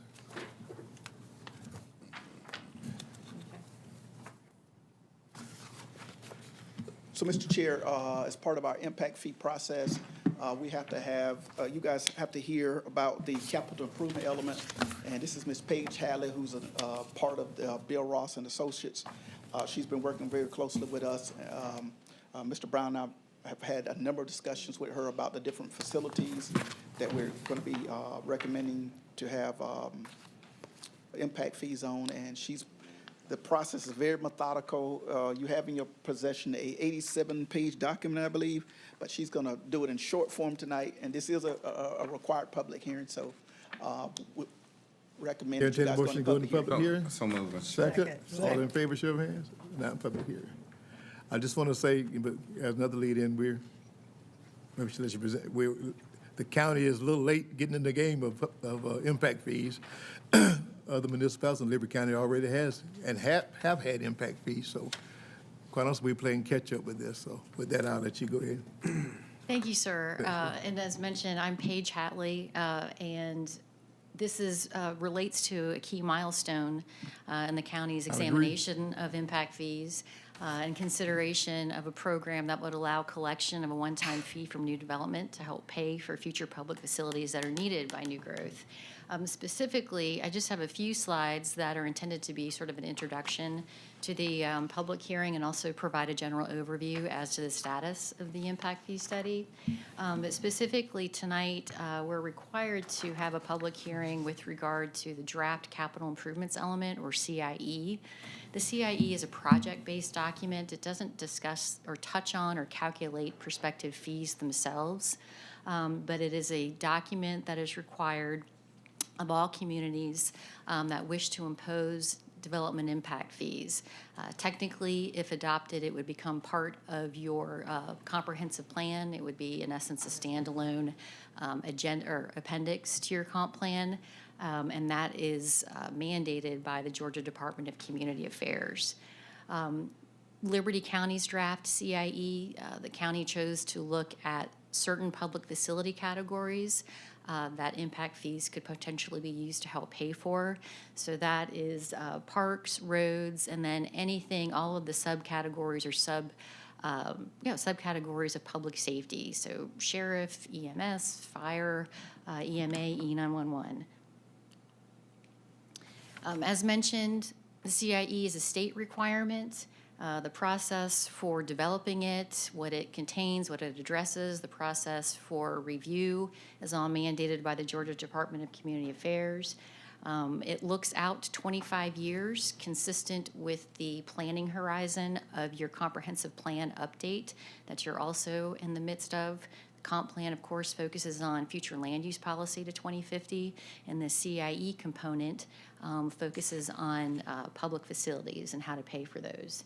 In addition to a long-range view of project needs intended to meet future development based on population, housing, and employment projections, we have to call out the short-term list, looking ahead to 5 years, what can be expected to be implemented in the near term, and that's called a community work program that falls at the end of the CIE. As mentioned, nothing to do with fee calculations. That's the immediate next step that we'll be working on and talking about, well, what could the fees be to help pay for these projects that have been identified in the CIE document. When we talk about eligible types of projects under the categories of parks, roads, public safety, more specifically, these are the examples: park acreage and recreation components, so playgrounds, fishing piers, restrooms, et cetera, road projects that add capacity, as well as bridge projects if they're adding lanes. New or expanded buildings, so you'll see a lot of discussion about square footage in the CIE. So brick and mortar projects are quite common. Heavy vehicles, and then cell towers with respect to emergency communications. The rule of thumb is that for a project to be eligible, it has to have a service life of at least 10 years. So that's when we talk about heavy vehicles. We're not talking about patrol cars due to the wear and tear, but more specialized heavy vehicles qualify. As far as the CIE process, this is the one and only component of the overall study that goes to DCA for review. Because it, like your comprehensive plan, has to be reviewed and approved by DCA. So we start with just a public hearing if there are any comments on the draft document. That allows the board to consider authorizing the draft to go to your regional commission and DCA for review. You can do so as early as tonight via resolution or anytime after this evening. The review period is upwards of 2 months, but during that time is when we're going to come back and talk to you about, we'll have fee setting discussions and really get down to brass tacks about what could be charged to help pay for these projects. And then, as mentioned, ultimately, if the county adopts an impact fee program and the CIE is a component of that, it will automatically amend your comp plan. So your CIE is the project document. An ordinance called a development impact fee ordinance, which would follow as the end component of the process, is what would contain a fee schedule delineating 2 pages worth of land uses, what the impact fee would be per land use.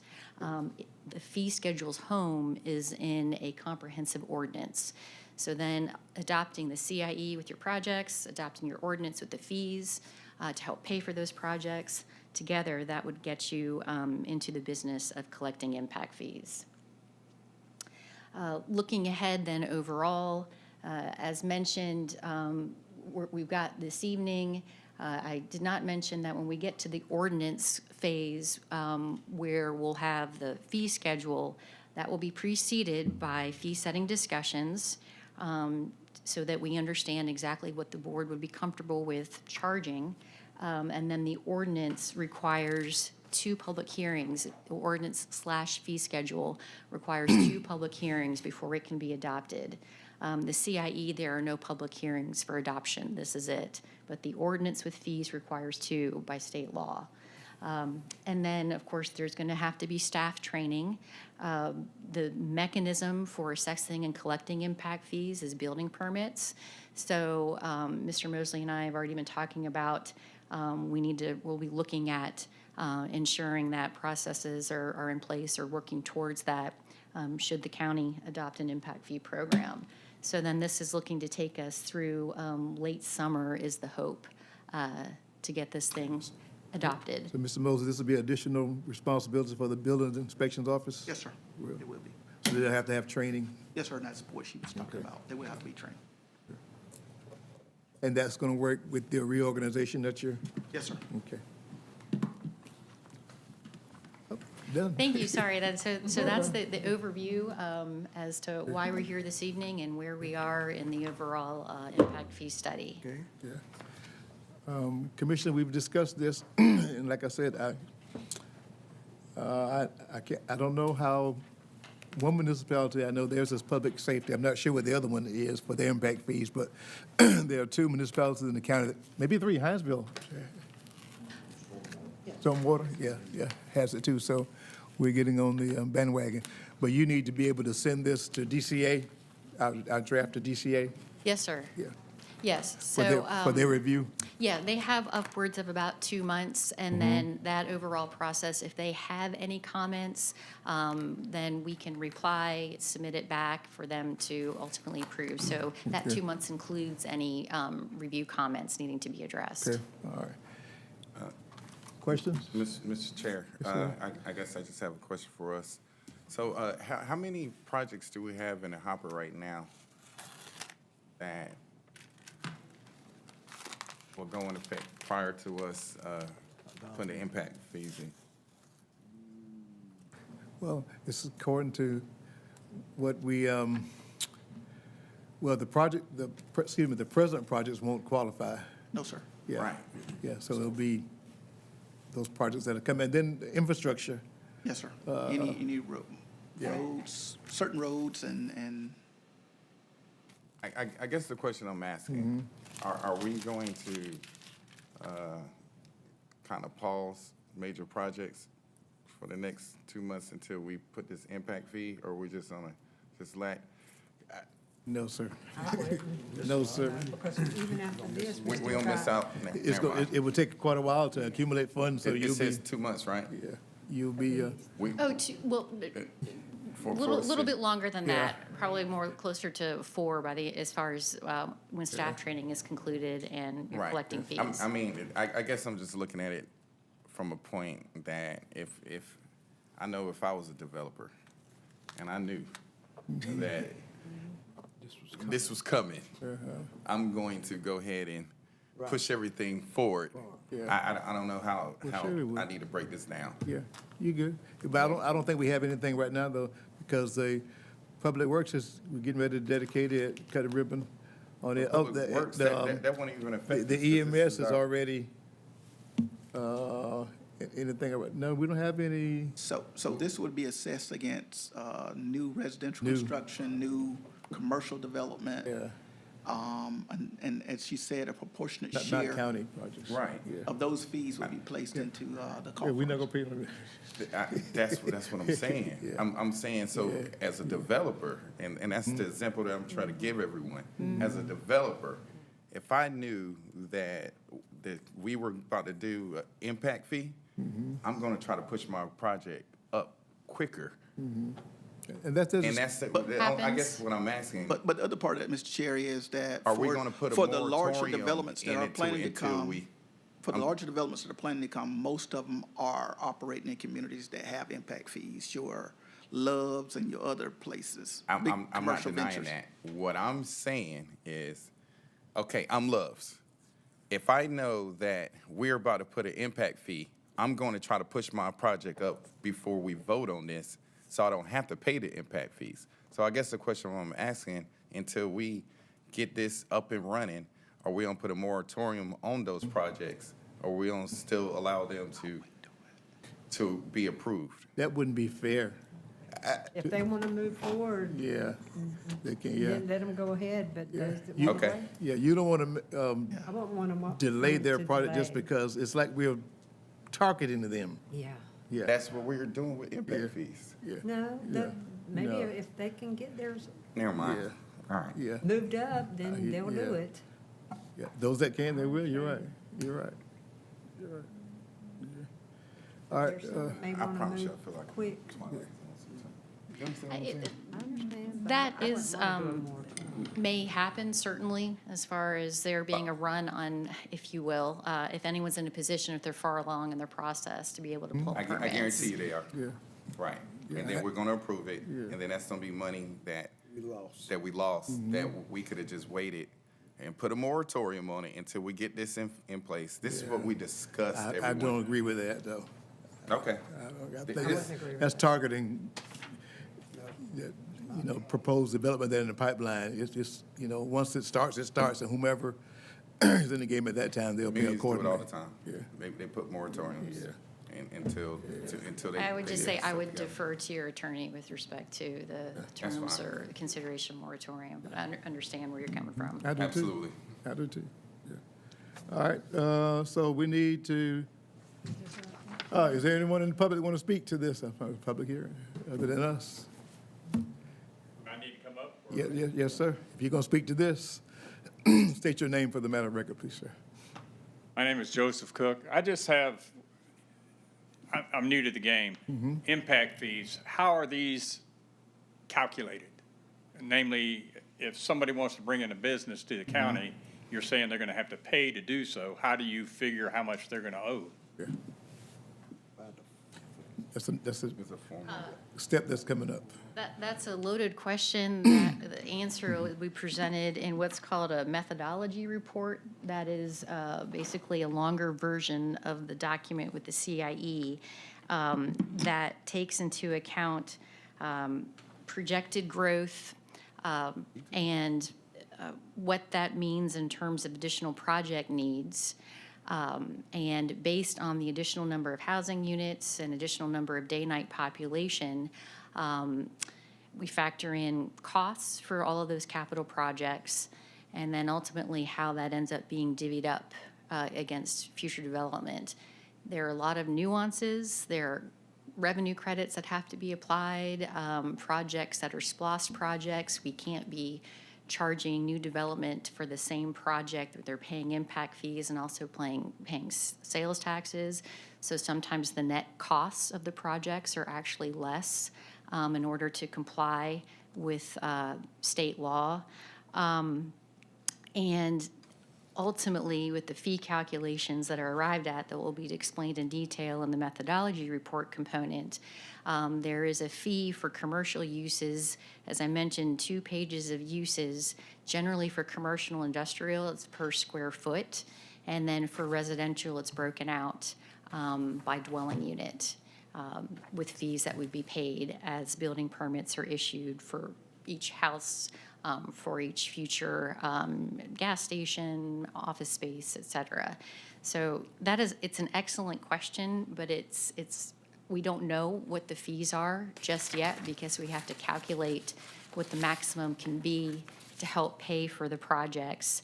That will establish the ceiling to comply with state law. But those numbers are again laid out in a separate process that we're picking up as soon as we finish with the CIE. Yeah.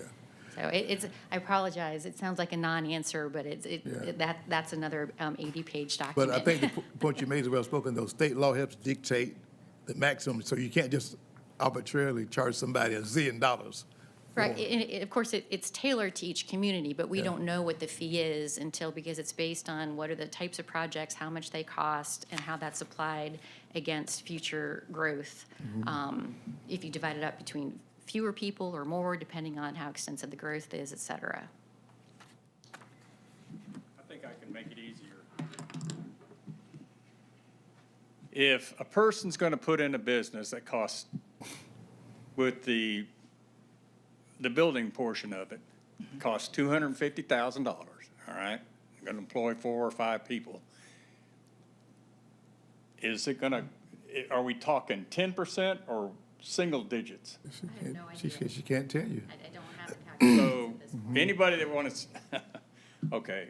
First, once she gets finished with the process, we'll go through the process. set the fees Yeah. eventually, but we hadn't gotten there yet in the yet. process. Okay, I know that this is going out, and right now you're telling people, get ready to be hammered, is what it sounds like to me, because you're wanting to put a moratorium in to stop people from being able to build. I mean, I have commercial buildings in Monitor, in the city of Hinesville, and we pay the impact fee. He's paid already. So, I mean, I know I might not look like I know.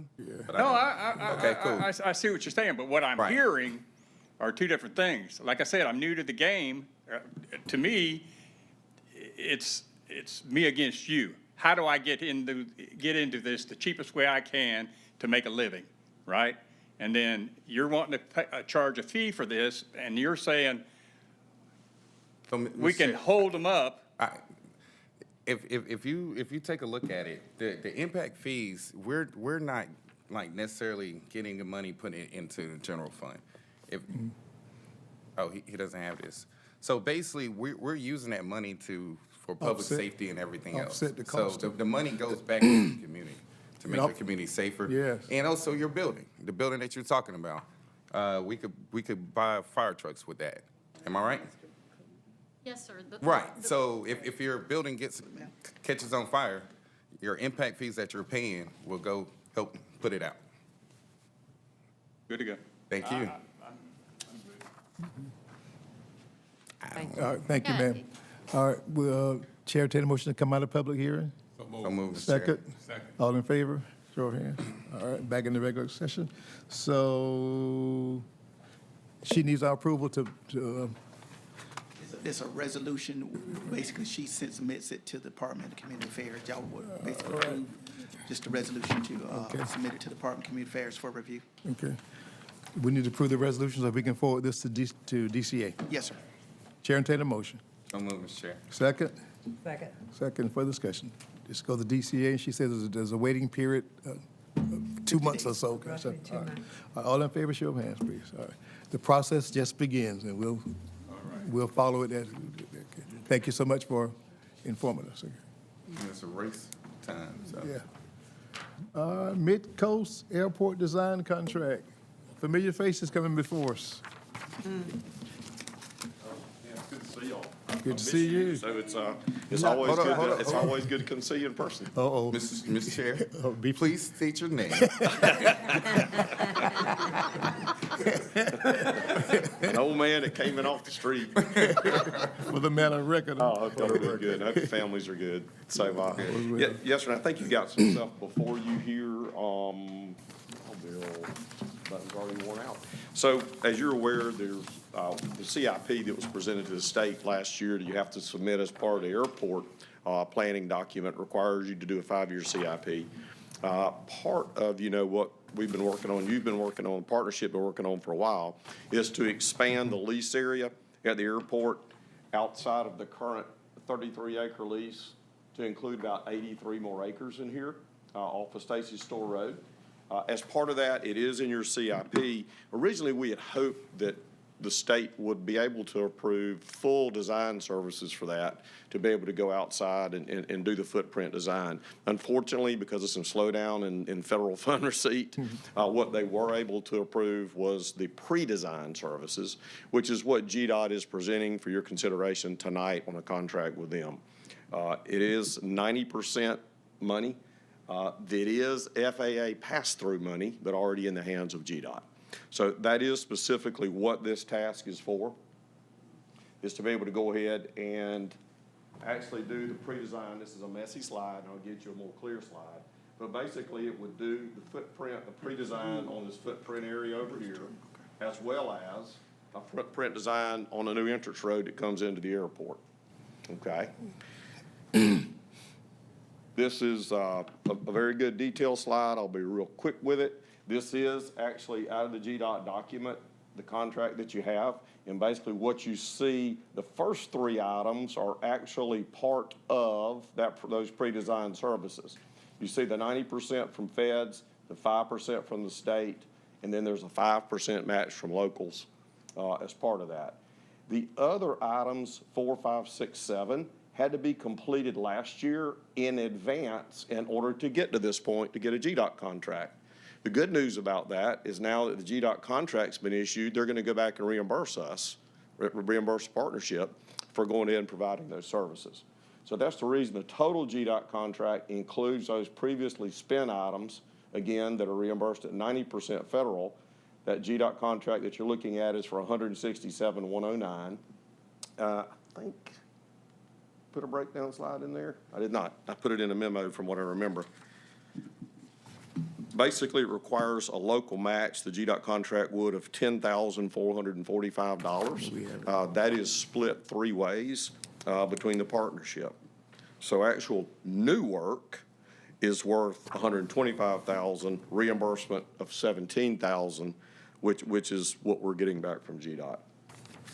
So GDOT and FAA, out of the $167,109, will reimburse $156,663.20. And it's the next step in that process for this fiscal year. And partners being County Development Authority. In City of Hinesville. City of yes, sir. Hinesville. Yes, sir. Yeah. And I'd be prepared to answer questions. Yeah. Questions for Mr. Brown? This gets us in a position to go ahead in the next fiscal year and start to acquire wetland credits. Yeah. And obtain a lease document from the Corps and start that work. We have to get to this point and get this pre-design stuff done in order to determine the amount of credits that are needed. Any idea of timeline? I mean, so we're talking about all this coming to fruition 5 years from now? Which piece? Well, they got to do the redesign.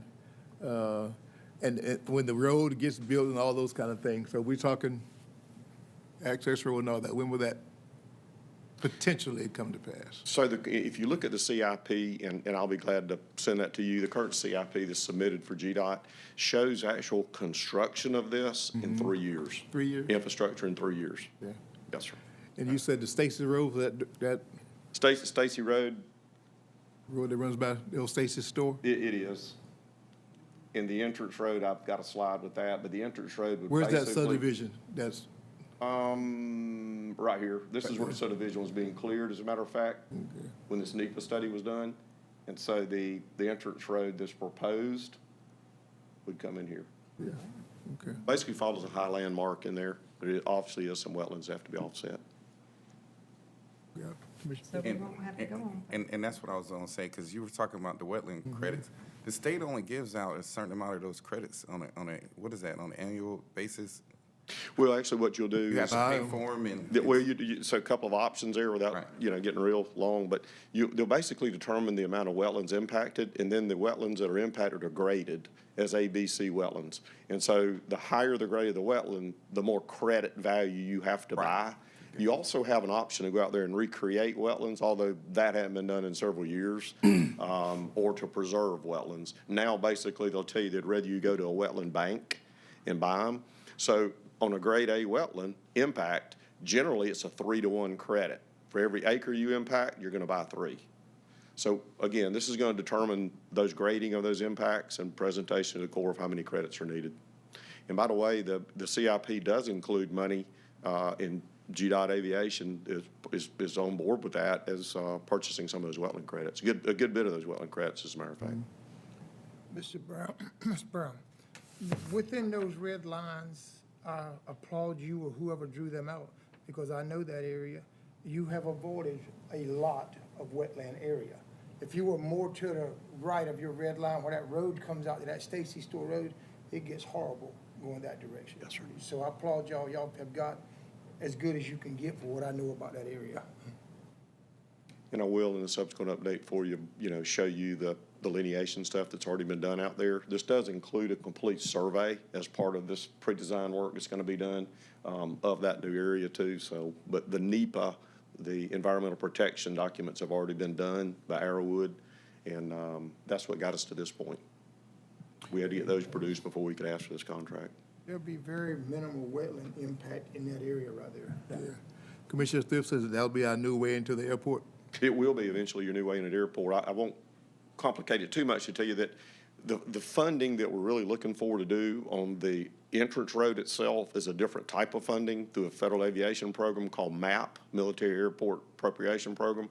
You have to get into that program, and in the second year you can apply for the funding in it. So we hope not to have to do the road under the conventional means of state, local participation. We hope we're going to be able to get in that federal program, the MAP program, and be able to bring those funds in also.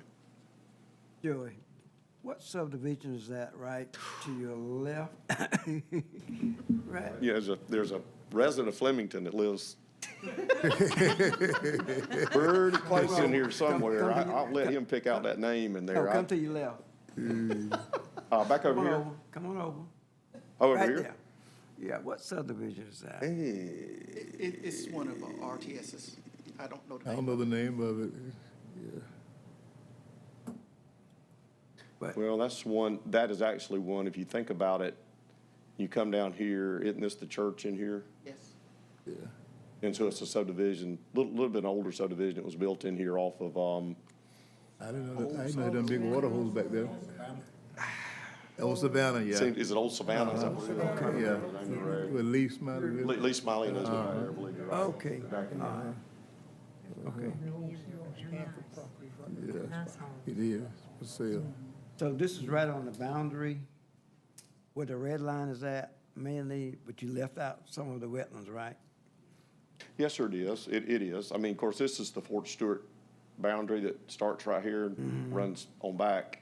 But so, yes, sir, it cuts off, that delineation area cuts off. Yeah, there, a lot of things is that, number one, you couldn't get in here because you're in a transition zone for aircraft. And so you have a fly pattern zone that actually varies out like this. So any kind of development you have to do, it V's out, if you will. So that's the reason that nothing could go, this is protected area in here. Okay. Additionally, wet, very, very wet area. Yes, it is. Okay. And the prospect of industrial, airport-related industry. Very, very good. And that is what spurred some of this is a lot of calls to Development Authority over the last 3 to 5 years, people that had federal government contracts for airplane retrofitting that needed to be on the ground and up and running within 24 months and wanted to be somewhere close to a secure airfield where they could, in fact, here, and this is really designed this way, be able to come straight out of a secure hangar under guard, go straight to a taxiway, be airborne, and come back in, get behind the closed door again. That's the kind of stuff they were looking for at the time. Now, I mean, it's not what this is necessarily being built for, but it's very flexible space. There are a lot of folks that desire that. And/or people that want to do airplane retrofit that don't have federal contract. And we'll be trying to attract those, by the way. That's already underway. All right. Any other questions for Mr. Brown? Thank you for a good update on what Midcoast Airport, a lot of folks don't realize what goes on or what it does. Not public hearing, sir. All right. I'll be glad to talk to you later if you want to. I'll be happy to. All right. And once again, our per partner, $3,481.93. Yes, sir.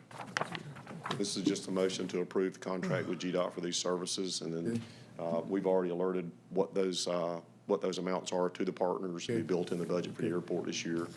Once you execute that, assuming you do, then they'll send out electrical e-sign documents, hopefully within the next week, sir, if you'll be looking for them. I will be too, that y'all can get them executed and we can get that notice to proceed issued.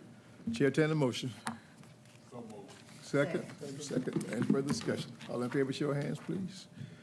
All right. Thanks, Move forward. good to see you. Thank you, sir. Absolutely. Good to see you. No crying tonight. Don't stay away so long. No crying. Yeah, all right. Administrative report. I saw. In the interest of time, we're going to just cover a couple things.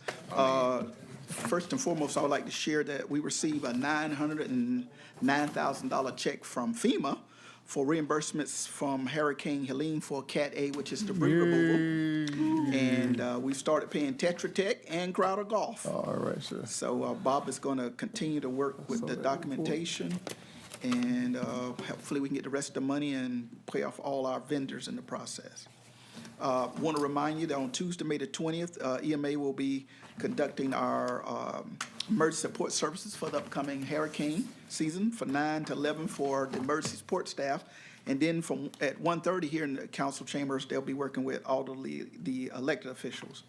The second thing I want to report is a reminder on our facility dedications. Public Works will be on Friday, May the 23rd at 10 a.m. And the Joseph Miller Park Pavilion dedication will be on Friday, June the 6th at 10 a.m.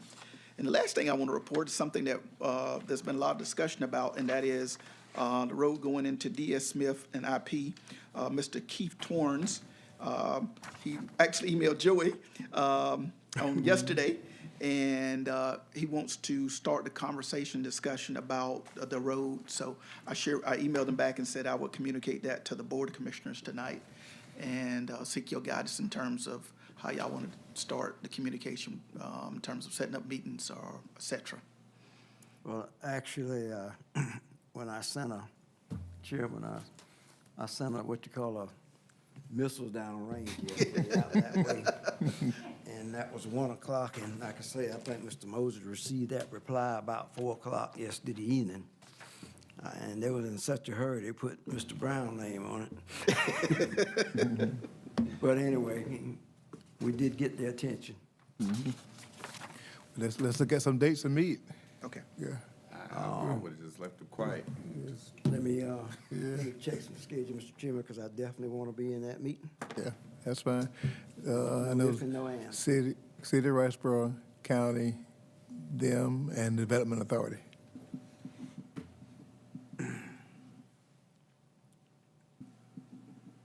Moses, I'll give you about three different dates tomorrow.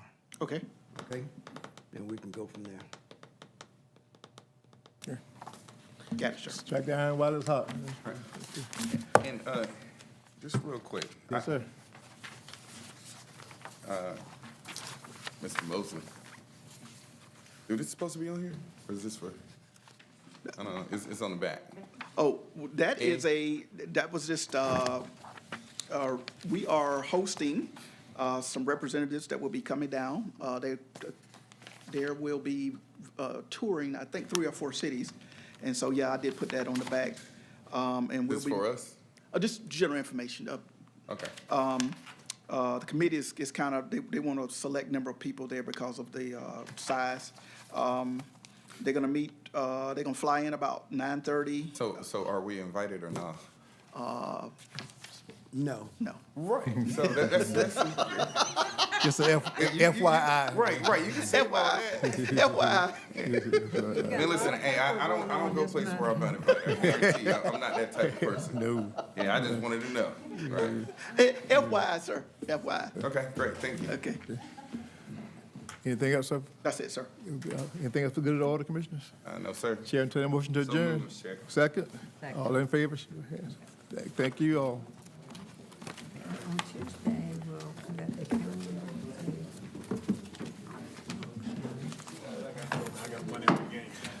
Oh, Golden State playing, right? Yeah, they got